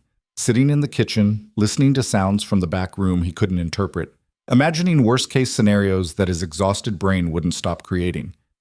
Jack made coffee that neither of them drank, and eventually Tommy hobbled in from the bunkhouse, took one look at their faces, and settled into silence.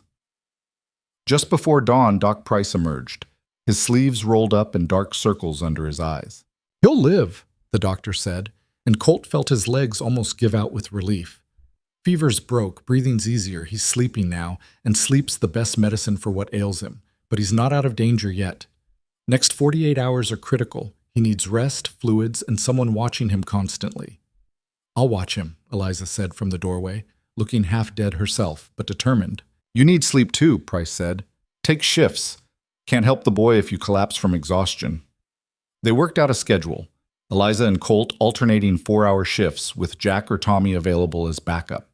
Price stayed for 2 days, monitoring Eli's recovery, adjusting treatment, and generally making sure they did everything right.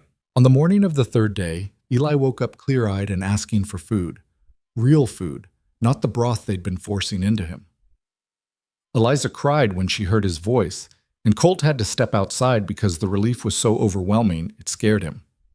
Price left that afternoon, accepting payment in the form of beef and supplies since Colt didn't have cash to spare.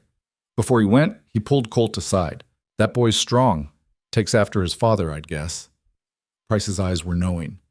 "He'll be fine, long as you keep him warm and don't let him overdo it for a few weeks." "I'll keep him safe." "See that you do. And Maddox, the sheriff's been asking around about that shooting. Fletcher's making noise, calling it murder. You'll need to deal with that sooner or later."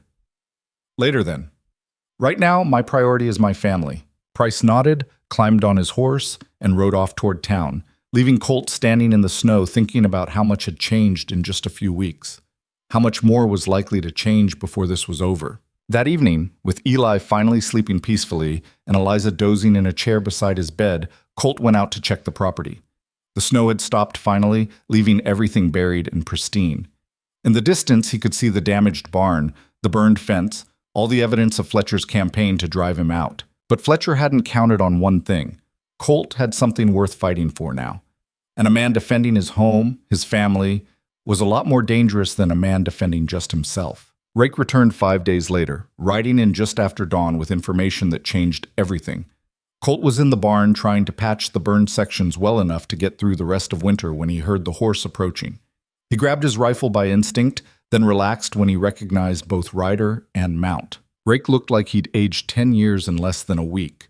His face was drawn, his eyes bloodshot, and there was a tension in the way he moved that spoke of sleepless nights and constant vigilance. "You look like hell," Colt said by way of greeting. "Feel worse." Rake dismounted stiffly, tying his horse to the rail. "But I got what we needed. Information that'll turn this whole situation on its head if we use it right." They went inside where it was warmer. Eliza was at the stove as always, but she looked better than she had in days. Eli was still recovering, spending most of his time wrapped in blankets near the fire, but the color had returned to his face and he'd started complaining about being bored, which the doctor had said was a good sign. Rake accepted coffee gratefully, warming his hands on the cup before he spoke. "Fletcher's in deeper trouble than anyone knows. He's been borrowing heavy to fund all these land purchases, using the properties as collateral. But the banks are getting nervous. Seems he's been inflating the value of what he owns, claiming water rights that don't exist, cattle numbers that are pure fiction. If anyone actually looked at his books, the whole operation would collapse like a house of cards." "How'd you find this out?" Colt asked. "His accountant drinks. A lot. And when he drinks, he talks." Rake took a long swallow of coffee. "Man's terrified Fletcher's going to get caught and drag him down too. Been keeping duplicate records, real numbers versus what Fletcher reports to the banks. Said he's one audit away from prison, and he knows it." "That gives us leverage." Colt felt something like hope stirring in his chest. "We threaten to expose him. Maybe he backs off. Or maybe he decides to eliminate the threat before we can use it." Rake set down his cup. "Man like Fletcher, cornered and desperate? That's when he's most dangerous. He won't just back off quietly."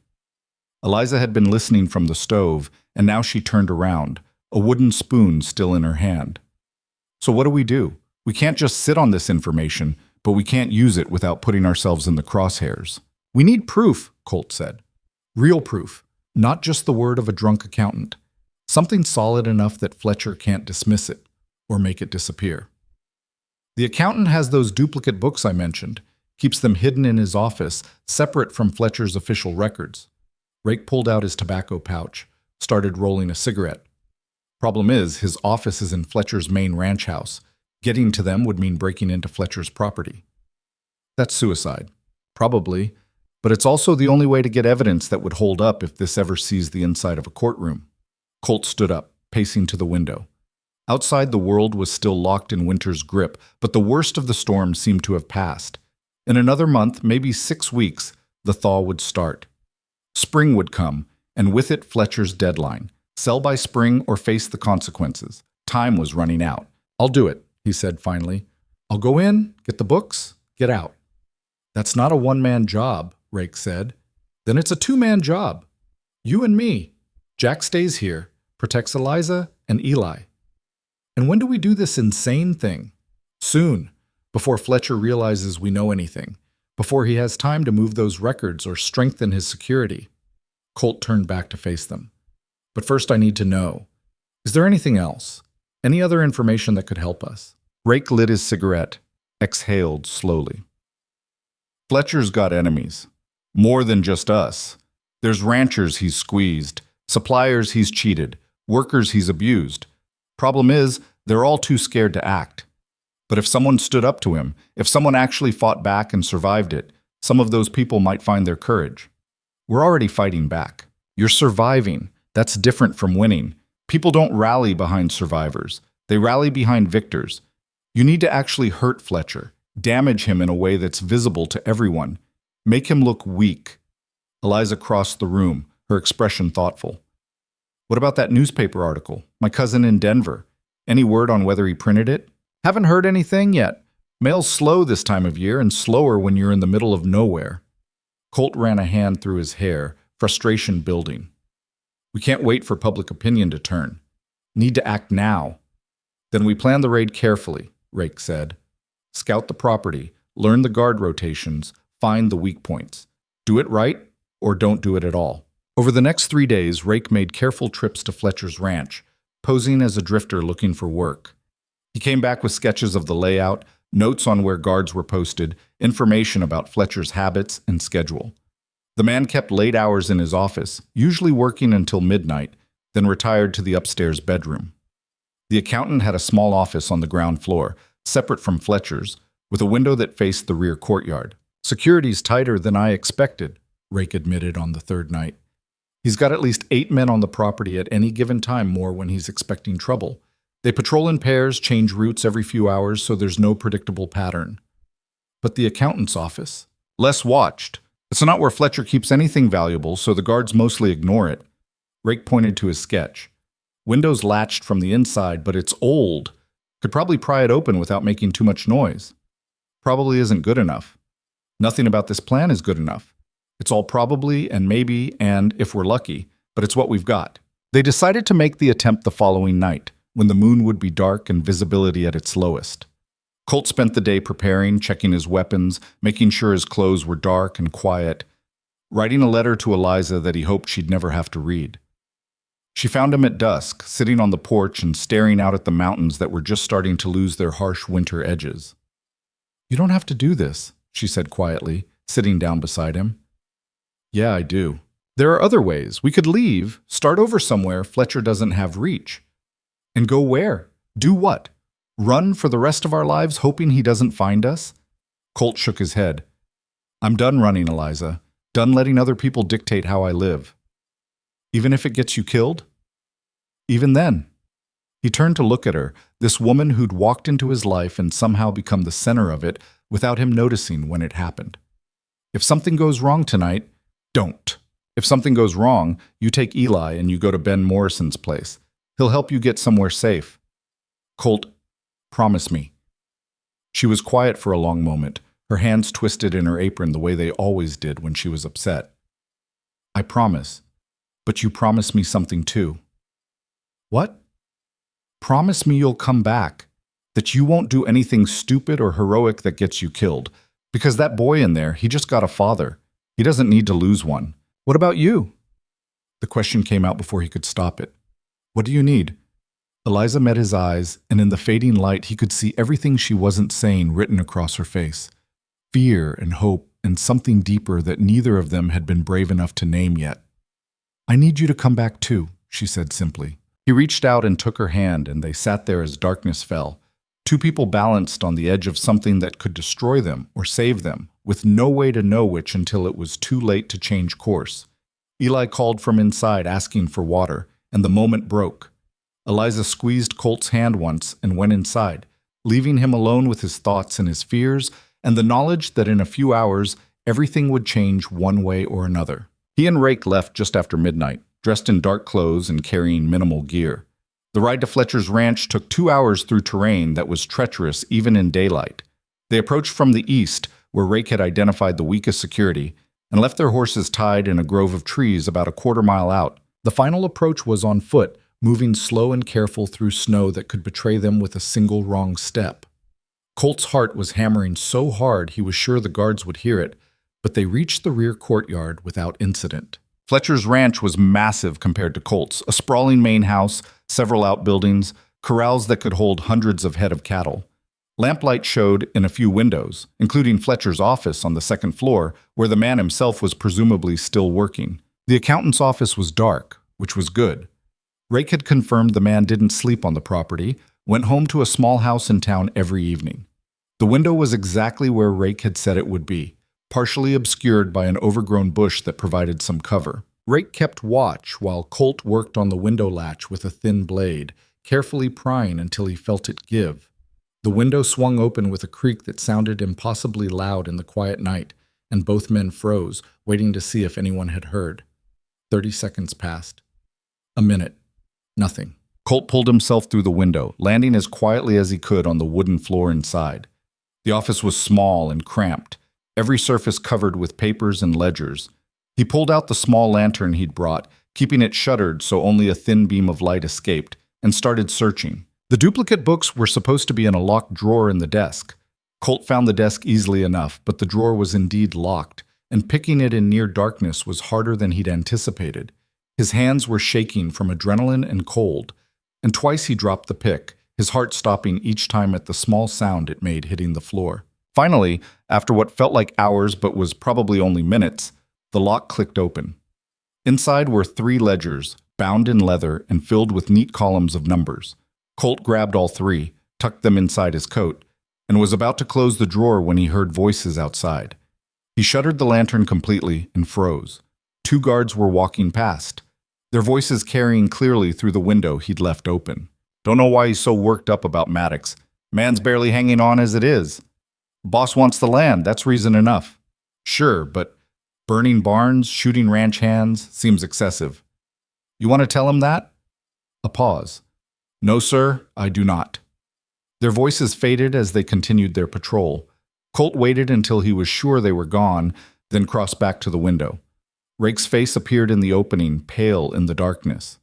"Got it?" he whispered. "Got it. Let's go." Getting out was harder than getting in. They'd stirred up the snow around the window, leaving tracks that would be visible come morning, and halfway back to the horses they heard shouts from the direction of the ranch house. "Someone found the open window," Rake said, breaking into a run. "Move!" They crashed through the woods with guards somewhere behind them, the element of stealth gone and replaced with pure speed. Colt's lungs burned from the cold air and exertion, the ledgers heavy and awkward under his coat. Behind them, he could hear dogs barking, men shouting, the whole ranch waking up to the intrusion. They reached the horses and mounted in one motion, spurring the animals into a gallop before they were fully settled in the saddles.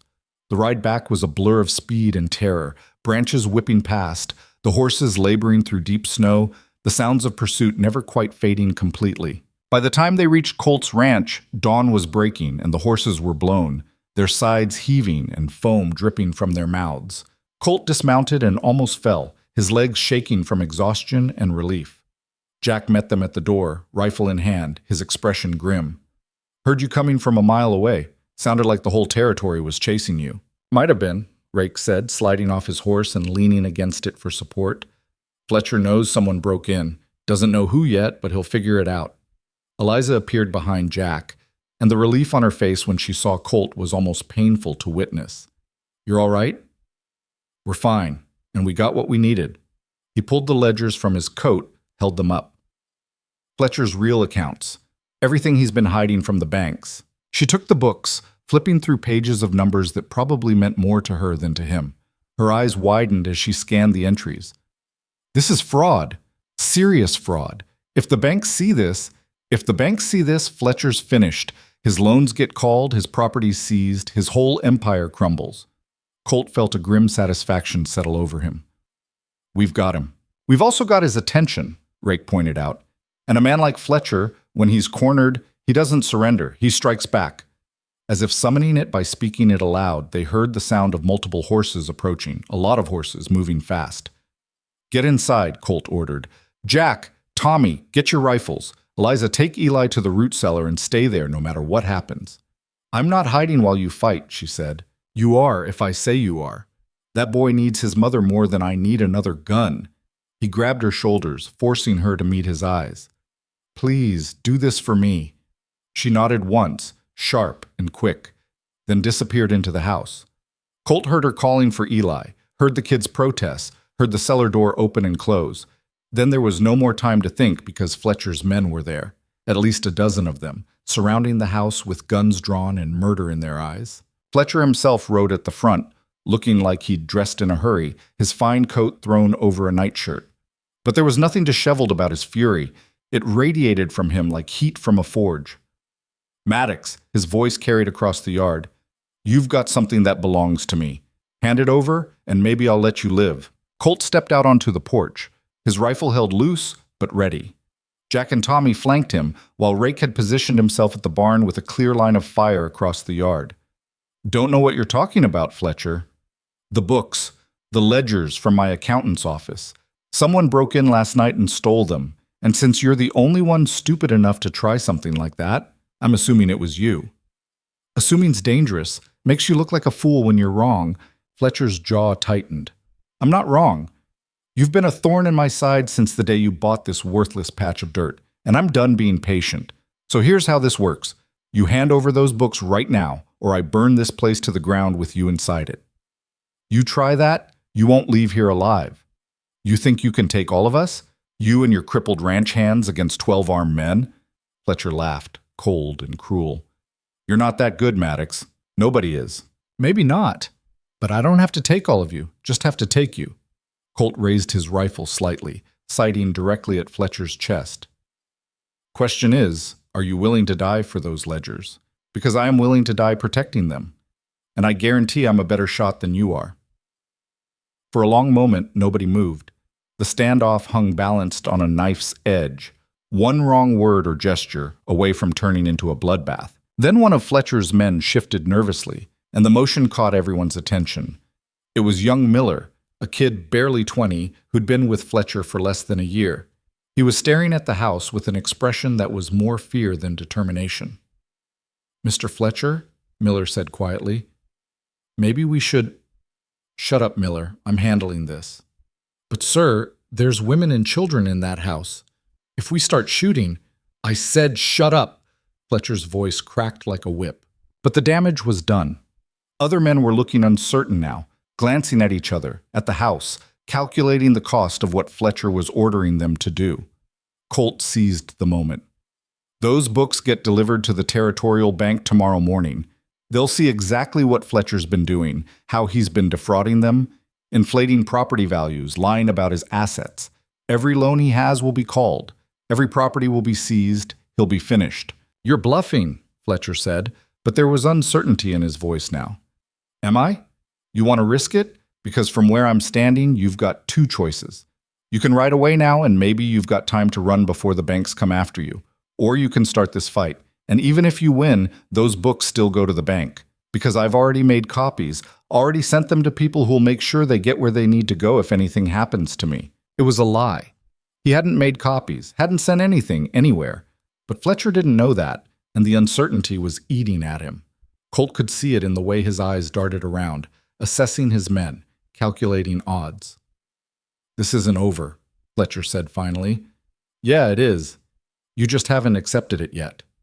Fletcher wheeled his horse around, gesturing sharply to his men. "Let's go. We're done here." "Mr. Fletcher," one of them started. "I said we're leaving." He spurred his horse into motion, and after a moment's hesitation, the others followed. They watched until the riders disappeared over the ridge, nobody speaking, nobody moving. Then Rake let out a long breath and lowered his rifle. "That was the stupidest, bravest thing I've ever seen," he said. "You know he'll be back." "I know, but we bought time." Colt set his rifle down, his hands shaking now that the adrenaline was fading.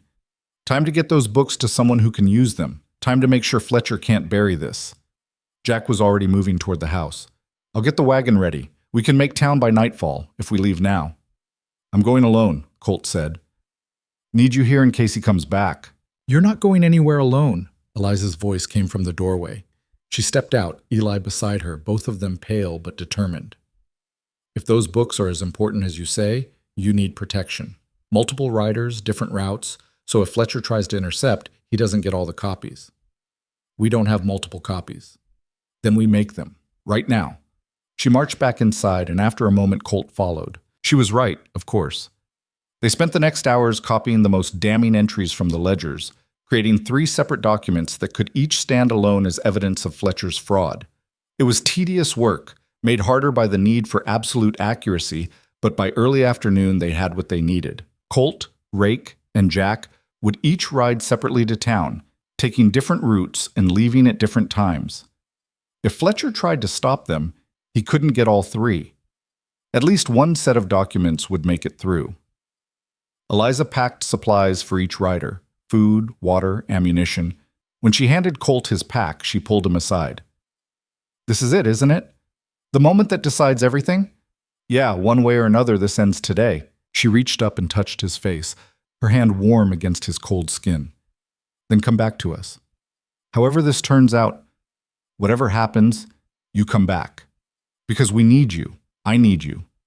He kissed her then, not caring who saw, not caring about anything except the feel of her in his arms, and the knowledge that this might be the last time.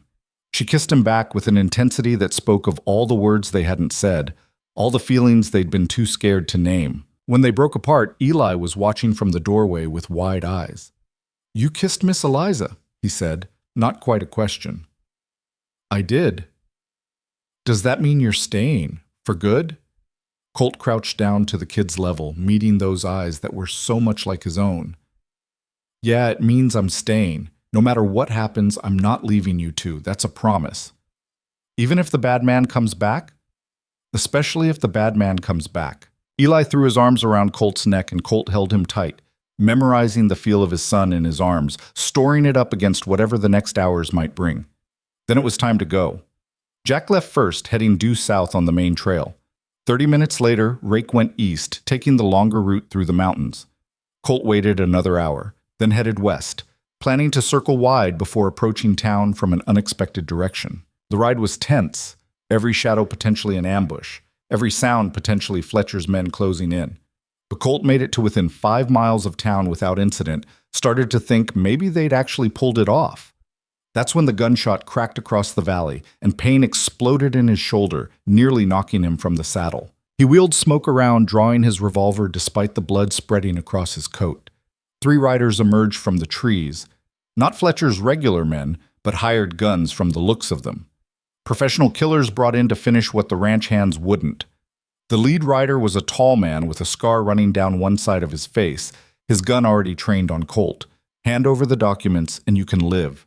Make this difficult, and I'll put the next bullet somewhere more permanent." Colt's shoulder was screaming, blood running hot and wet down his arm, but his gun hand was steady. "You're going to have to earn it." He fired before the man could react, catching him in the chest. The other 2 scattered, returning fire, and then everything was chaos and noise and the iron smell of blood mixing with gunpowder. Colt took another hit, this one grazing his ribs, but he got one more of the gunmen before Smoke bolted, panicked by the noise. He held on with his good arm, letting the horse run, praying he wouldn't pass out and fall. Behind him, the last gunman gave chase, but Smoke was fast and fear-driven, and gradually the distance increased. By the time Colt reached the edge of town, there was no one following. He made it to the bank before he fell, documents clutched in his bleeding hand. The last thing he saw before darkness took him was the bank manager's horrified face and the papers scattering across the floor, red with his blood but intact, whole, damning. When he woke up, he was in a bed that wasn't his, in a room he didn't recognize. Doc Price was there, bandaging fresh wounds, and Martha Hendricks stood by the window, keeping watch. "You're an idiot," Martha said without turning around. "Riding all this way, shot to pieces." "Did the documents?" "Made it to the bank. So did Jack's copy and Rake's. Fletcher's finished. Bank's already started seizing assets, and the territorial marshal's been called in to investigate." She finally looked at him. "You won, Maddox. You actually won. Where's... Your family's fine. Sent word soon as you arrived.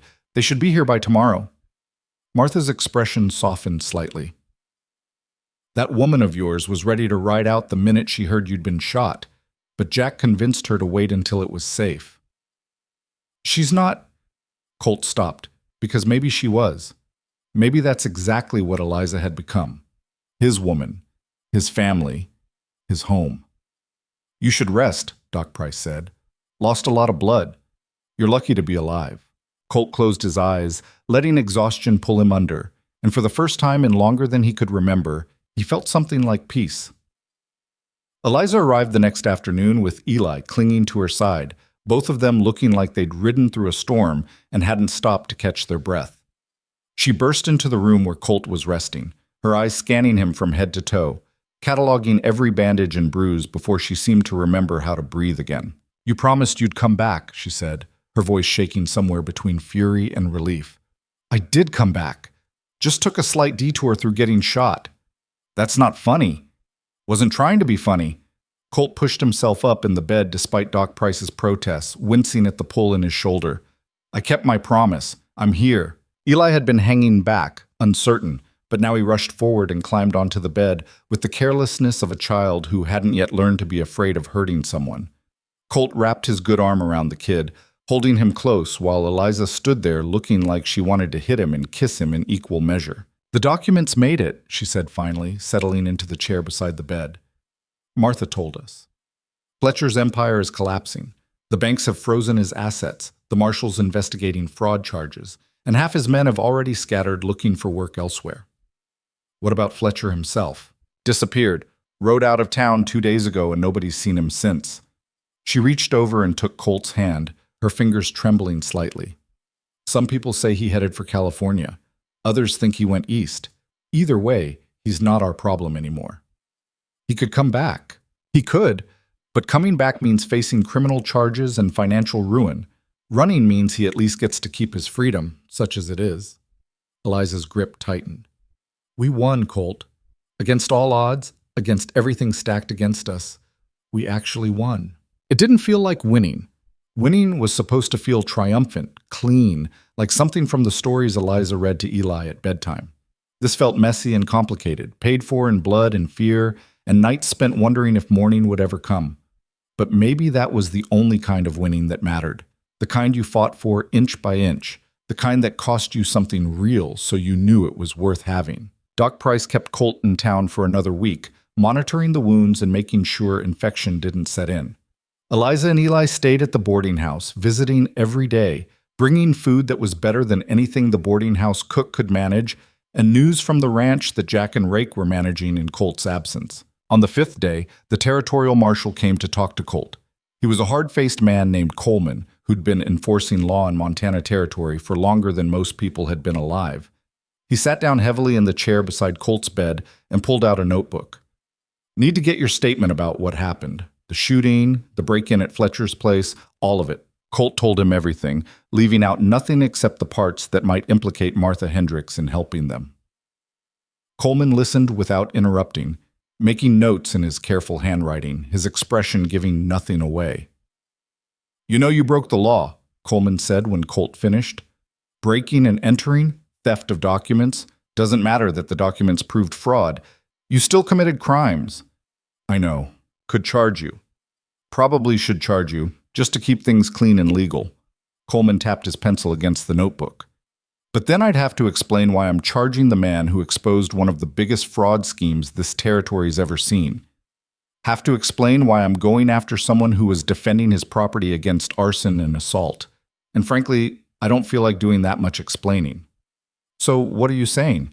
I'm saying Fletcher made enemies. A lot of them. People in positions to make my life difficult if I decide to pursue charges against you. Coleman stood up, tucking the notebook away.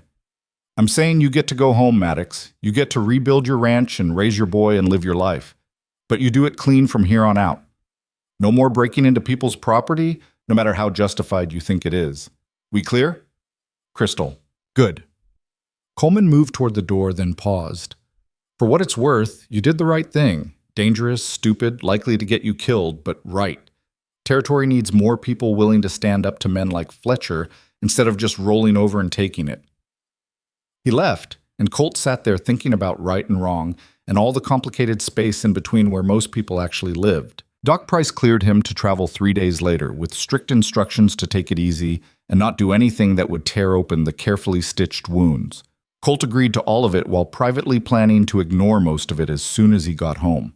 The ranch wouldn't run itself, and winter wasn't quite finished with them yet. The ride back was slow and careful, Eli riding with Colt on Smoke, while Eliza followed on the horse Jack had brought for her. The kid kept up a running commentary about everything they passed. Look at that bird, look at those tracks, look at how the snow's melting in patches where the sun hits it. Normal kid things that felt like miracles after everything they'd been through. When they crested the final rise and the ranch came into view below them, Colt felt something in his chest ease. The barn was still partially damaged, the fence still showed scars from the fire, but it was standing. Still there. Still his. Jack and Rake met them in the yard, both men looking better than they had in weeks. The tension that had been riding them all was finally starting to lift now that Fletcher's threat had been neutralized. Place is still standing, Jack said by way of greeting. Barely, but it counts. Cattle. Holding steady. Lost 2 more to wolves, but that's normal winter attrition. Rest of the herd's looking good considering what they've been through. Jack helped Eliza down from her horse, his old eyes kind. Welcome home, ma'am. Good to be home, she said, and meant it in a way that made Colt's throat tight. That night, after Eli was asleep and the ranch had settled into the quiet sounds of evening, Colt found Eliza in the kitchen working on accounts. She'd taken over the books weeks ago, organizing finances that Colt had let slide into chaos, finding money in places he hadn't known to look. "We're broke," she said without preamble. "Not destitute, but close. The supplies we bought, the ammunition, Doc Price's fees for treating both you and Eli. It ate through what little savings you had. We've got enough to make it through to spring, but only if we're careful and nothing else goes wrong." "Something always goes wrong." "I know, which is why we need a plan." She set down her pencil, turning to face him fully. "Jack's been talking about some of the other ranchers, the ones who were afraid to stand up to Fletcher before. Now that he's gone, they're looking for leadership, someone to organize collective sales, negotiate better prices for supplies, maybe form some kind of alliance for mutual protection. They want me to lead it? They trust you. You're the one who stood up when everyone else was too scared. That means something out here." Colt pulled out a chair and sat down, his shoulder aching despite the laudanum Doc Price had given him. "I'm not a leader, Eliza. I'm barely keeping my own place together. You're keeping it together better than you think. And you're doing it while raising a son and surviving attacks from men who had every advantage." She reached across the table, covering his hand with hers. "You're stronger than you give yourself credit for. Always have been. That's just stubbornness, not strength. Sometimes they're the same thing." Over the next weeks, Colt found himself pulled into exactly the kind of community involvement he'd spent years avoiding. Meetings with other ranchers to discuss shared concerns, negotiations with suppliers to get better prices by buying in bulk, planning sessions about how to handle disputes without resorting to violence or outside intervention. It was exhausting in a completely different way than physical labor. Required patience and diplomacy and listening to people talk in circles about problems that had simple solutions if everyone would just stop being stubborn. But it was also surprisingly effective. By pooling resources and information, the smaller ranches were able to compete with the larger operations in ways they never could individually. Ben Morrison became a regular visitor, bringing his wife Clara and their seemingly endless stream of children and grandchildren. Eli latched onto the other kids immediately, running wild through the snow with them in the way children did when they finally felt safe enough to just be children. "Your boy's settling in well," Ben observed one afternoon, watching Eli lead a charge against an imaginary fort built from snow. "He's resilient. Had to be with the life he's had. Takes after his father that way." Ben packed tobacco into his pipe with careful precision. "You know, when you first came to my place asking for help, I thought you were crazy. Thought you were going to get yourself killed and take anyone stupid enough to help you down with you." "Not an unreasonable assumption." "No, it wasn't. But you proved me wrong. Proved a lot of people wrong." He lit the pipe, exhaled fragrant smoke. "Territory needs more people like you, Maddox. People willing to stand for something instead of just surviving. I was just protecting what's mine." That's how it starts. But it becomes more than that whether you want it to or not. You become an example. Someone others can point to and say, "See, it's possible to fight back and win." Colt didn't know what to do with that, so he just nodded and changed the subject to cattle prices and whether the spring thaw would come early this year. Inside the house, Eliza was teaching Clara how to make her special stew, the one that had convinced Colt's ranch hands that hiring her was the best decision they'd ever made. The kitchen was warm and full of laughter, and through the window Colt could see Eli playing with the other children, his face bright with joy. This was what winning looked like, he realized. Not some dramatic moment of triumph, but this quiet collection of ordinary moments. Dinner with neighbors, kids playing in the snow, a woman who'd become essential teaching another woman her secrets in a warm kitchen. Fletcher's property was auctioned off piece by piece over the following months. The bank recovered most of what he'd stolen from them, and the remainder was distributed to the ranchers he'd cheated or driven off their land. Colt didn't ask for compensation, figured what he'd taken from Fletcher in fear and sleepless nights was payment enough. But Ben and some of the others pooled resources to buy Colt a new barn, one that actually fit the needs of his operation instead of the half-collapsed structure he'd been making do with. "You don't have to do this," Colt protested when they showed up with lumber and plans. "We know," Ben said, "but we're doing it anyway. Consider it investment in our collective future. Your place is stronger, we're all stronger." They built it in 3 weeks, working together in shifts, different ranches contributing labor and materials. Eli watched in fascination, asking a million questions that the workers answered with more patience than Colt would have managed. By the time they were done, Colt had a barn that was actually worthy of the name and a network of relationships that felt more solid than any structure made of wood and nails. Spring came slowly that year, the snow reluctant to release its grip on the mountains. But when it finally arrived, it came with a rush of green that turned the brown landscape into something almost beautiful. Wildflowers exploded in patches of color, the creek ran high and clear with snowmelt, and the cattle that had survived winter looked healthy and ready to fatten up on new grass.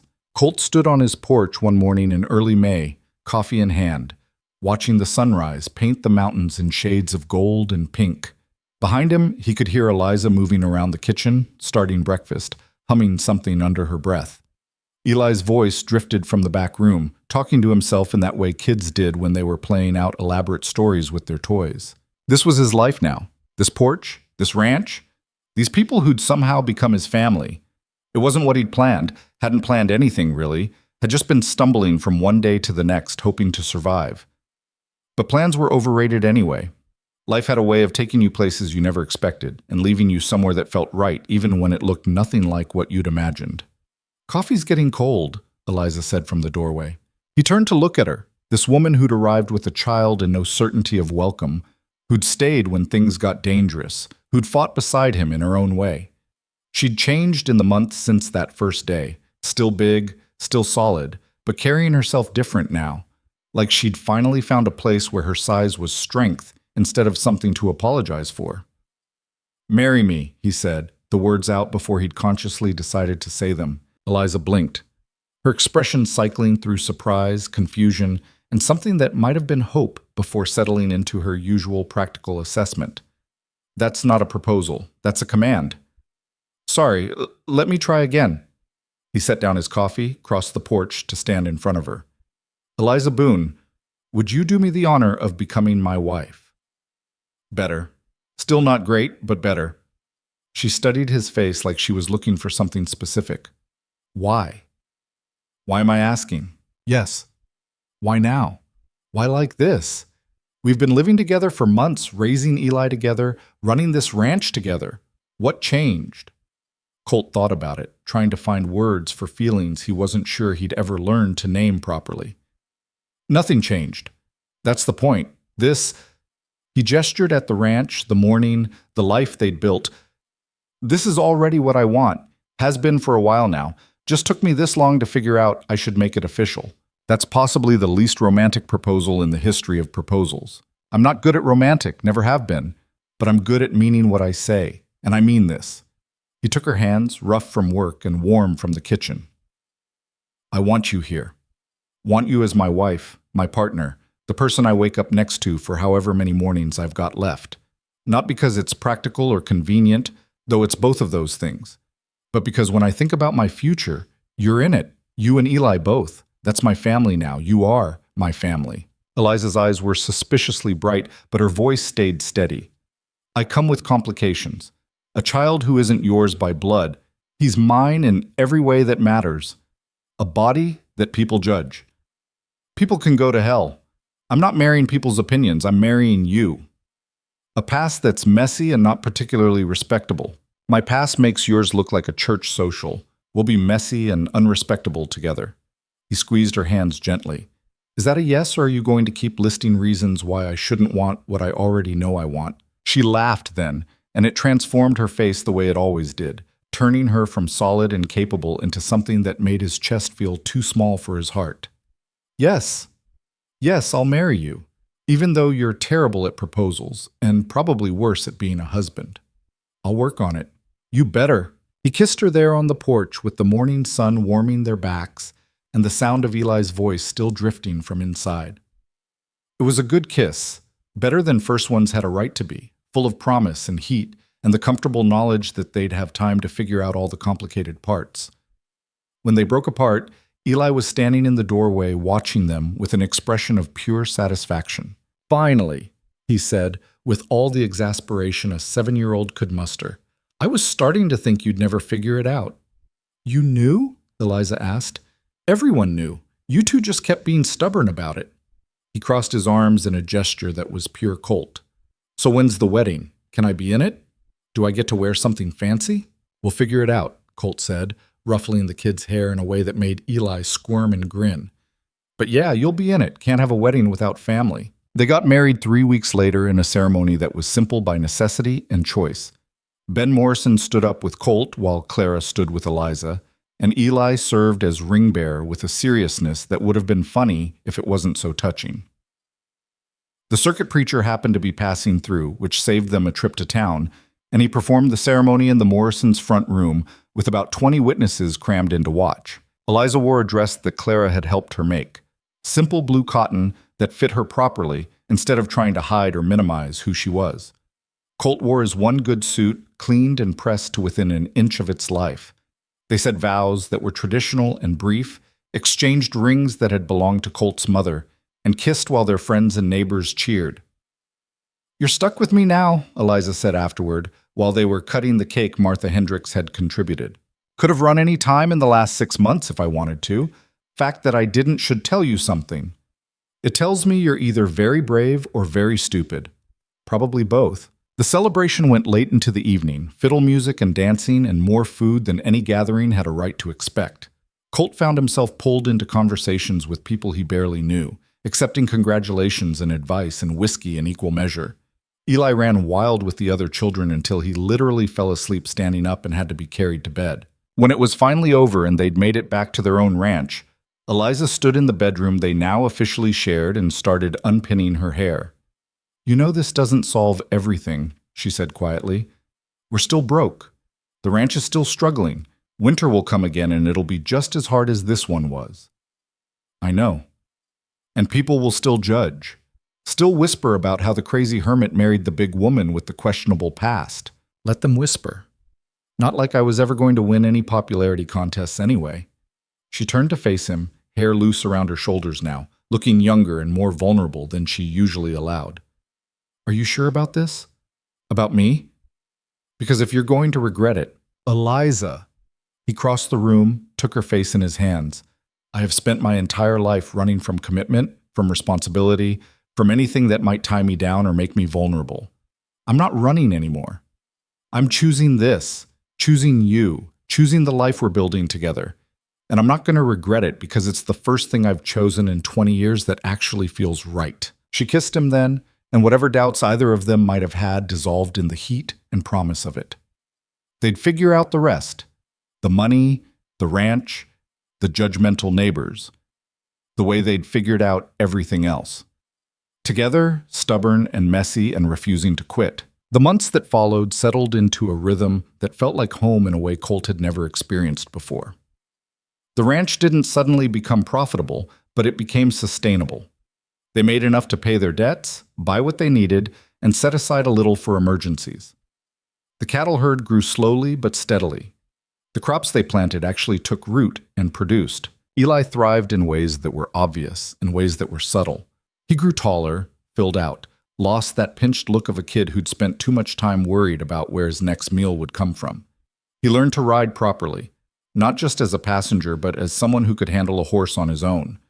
Colt taught him to rope, to shoot, to read the weather and the land and the behavior of animals. But more than the practical skills, Eli learned to trust. Learned that home was a place you could count on being there tomorrow. That family wasn't something that could be taken away by circumstance or bad luck. That the man he called father would keep his promises, would be there when he was needed, would choose to stay instead of choosing to leave. One afternoon in late summer, Colt found Eli sitting by the creek, the same creek where they'd looked for fish that first day they'd ridden out together. The kid had a stick and was drawing patterns in the mud, his expression thoughtful. "You all right?" Colt asked, settling down beside him. "Yeah, just thinking." "About what?" Eli was quiet for a moment, still drawing his patterns. "Do you think my mother would be happy? About us, I mean. About how things turned out?" Colt's throat went tight. He didn't talk about Sarah much, found it easier to focus on the present than dwell on a past he couldn't change. But this was important, and Eli deserved an honest answer. "I think she'd be proud of you," he said finally. "Proud of how strong you are, how brave, how kind. And yeah, I think she'd be happy. She wanted you to have a good life, a safe life. Wanted you to know where you came from." He put an arm around Eli's shoulders. She loved you enough to make sure you'd be taken care of, even after she was gone. That's about the biggest love there is. Do you miss her? I miss who she was. Miss the time we had together, even though it was short, but I don't regret how things turned out. Because that time gave me you. And you're the best thing that ever happened to me, even when I was too stupid to realize it. Eli leaned against him, solid and warm and real. I'm glad I found you. Glad Eliza brought me here. Me too, kid. Me too. As summer turned to fall and fall edged toward winter again, Colt found himself looking forward instead of just surviving. He made plans. Real plans that extended beyond the next season. Talked with Eliza about expanding the herd next spring. Discussed with Eli what he might want to do when he was older. Whether he'd want to run the ranch or strike out on his own. The territorial newspaper ran a story about Fletcher's fraud and the collapse of his empire. Mentioned Colt by name as one of the ranchers who'd stood up to intimidation and helped expose the corruption. Colt read it once, then used the paper to start a fire. He didn't need recognition or fame. Had everything he wanted right here. Martha Hendricks came out to visit one Sunday, bringing supplies and gossip in equal measure. She stayed for dinner, ate 3 helpings of Eliza's stew, and declared it even better than she remembered. You've done well for yourself, Maddox, she said as she was getting ready to leave. Got yourself a family, a functioning ranch, respect of your neighbors. That's more than most people manage. I got lucky. Luck had nothing to do with it. You made choices. Hard choices that took courage most people don't have. She climbed onto her horse with the ease of someone half her age. You stood when others would have run, fought when others would have surrendered. That's not luck. That's character. She rode off before he could argue, leaving him standing in his yard thinking about character and choices and all the ways life could surprise you if you were brave enough to let it. That night, lying in bed with Eliza warm against his side and the sound of Eli's steady breathing coming from the next room, Colt thought about how far he'd come from that bitter, isolated man who'd hired a cook site unseen because he was too proud to admit he needed help. He'd learned something in these months, something about strength and vulnerability being 2 sides of the same coin, about how the bravest thing you could do was let people in, let them matter, let yourself care about them knowing that caring made you vulnerable, but also made you whole. He'd learned that family wasn't always blood, though blood helped. It was the people who chose to stay when staying was hard, who fought beside you not because they had to, but because they wanted to, who saw you at your worst and decided you were worth the trouble anyway. He'd learned that home wasn't a place so much as a feeling, the feeling of belonging, of mattering, of being part of something bigger than yourself. And he'd learned that you could spend years running from exactly what you needed most, until life got tired of your running and brought it to your doorstep anyway. Winter came again, as winter always did. But this time, they were ready. The barn was solid, the supplies well stocked, the livestock healthy and accounted for. When the first snow fell, Eli ran outside to catch flakes on his tongue, while Eliza laughed and Colt watched them both with something fierce and protective and impossibly tender swelling in his chest. They'd survived this winter, same as they'd survived the last one, and the winter after that, and all the winters to come. Because they'd learned the secret that separated surviving from thriving. You didn't do it alone. On Christmas morning, Colt gave Eli a small mare that he'd been training specifically for the kid. Eli's face when he saw her was worth more than any fortune Fletcher had ever accumulated. The kid named her Star for the white mark on her forehead, and spent the rest of the day riding her around the corral under Colt's watchful eye. Eliza gave Colt a watch that had belonged to her father, engraved with words that meant commitment and constancy. He gave her a ring to go with her wedding band, simple silver with a stone the color of her eyes. They exchanged these gifts in front of the fire while Eli played with the carved animals Jack had whittled for him, and it felt like exactly what it was, a family marking time together, building traditions that would outlast all of them. That evening, after Eli had finally exhausted himself and gone to bed, Colt and Eliza sat on the porch despite the cold, wrapped in blankets and watching stars emerge in the darkening sky. You ever think about how different things could have been? Eliza asked. If I hadn't seen that job posting, if I'd decided it wasn't worth the risk, if you'd turned us away. I try not to. Thinking about what might have been is just torture. But aren't you curious? What your life would look like if we'd never come? Colt considered it, really considered it instead of just dismissing the question. Probably dead by now, or might as well be. Going through the motions without any reason to keep going. He pulled her closer against the cold. You and Eli, you saved my life. Not just from Fletcher, though that too, but from myself. From the slow death of living without purpose. We needed saving just as much. I was running out of places that would take us, running out of hope that we'd ever find somewhere that felt like home. She looked up at the stars, bright and indifferent in their ancient patterns.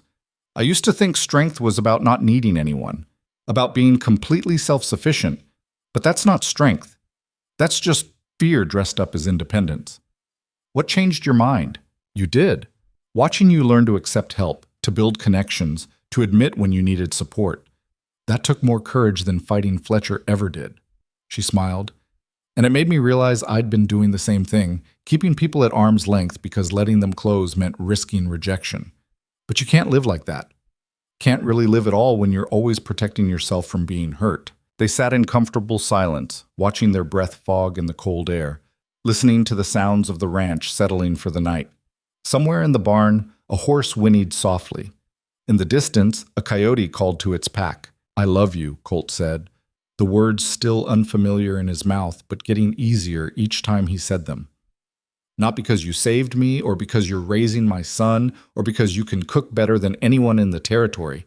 I love you because you're you, stubborn and practical and stronger than you know, because you see me clearly and choose to stay anyway. I love you too, Eliza said, for all the reasons you're terrible at expressing, and all the ones you haven't figured out yet. She kissed him, cold lips warming against his. And because you're finally learning that being vulnerable isn't weakness, it's the bravest thing we can do. Inside, Eli called out in his sleep, some fragment of a dream escaping into words neither of them could quite make out.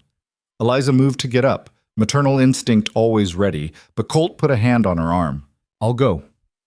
He found Eli tangled in his blankets, not quite awake, but not quite sleeping either. Colt straightened the covers, smoothed the dark hair back from the kid's forehead. You're here, Eli mumbled, eyes still closed. I'm here. Always here. Promise? I promise. Eli settled deeper into sleep, reassured by presence more than words.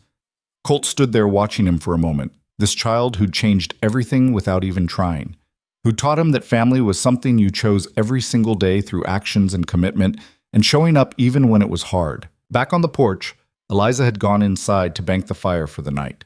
Colt took one last look at his ranch, the barn standing solid against the stars, the house with warm light spilling from its windows, the land stretching out in all directions with all its challenges and possibilities. This was his legacy now, not the dirt or the buildings or the cattle, though those mattered too.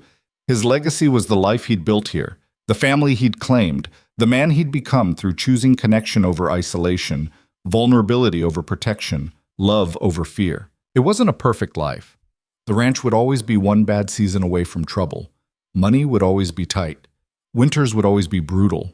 But it was real, and it was his, and it was earned through the hardest kind of work, the work of becoming someone worth the trust that others placed in you. He went inside where Eliza was waiting, where his son was sleeping safe and sound, where the fire was warm and the coffee was hot, and tomorrow would bring its own challenges that they'd face together.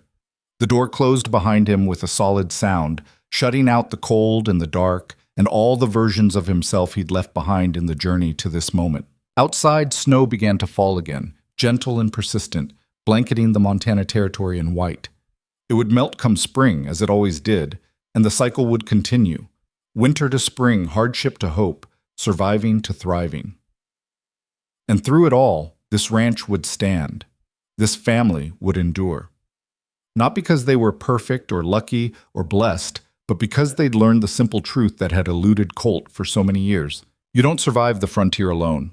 You survive it together, choosing each day to stand beside the people who matter, to fight for what's worth fighting for, to build something that will outlast the struggles it took to create it. That was the lesson the wilderness taught everyone eventually, if they lived long enough to learn it. That strength wasn't about independence. It was about knowing when to hold on and who to hold on to. That courage wasn't the absence of fear. It was choosing to move forward despite it.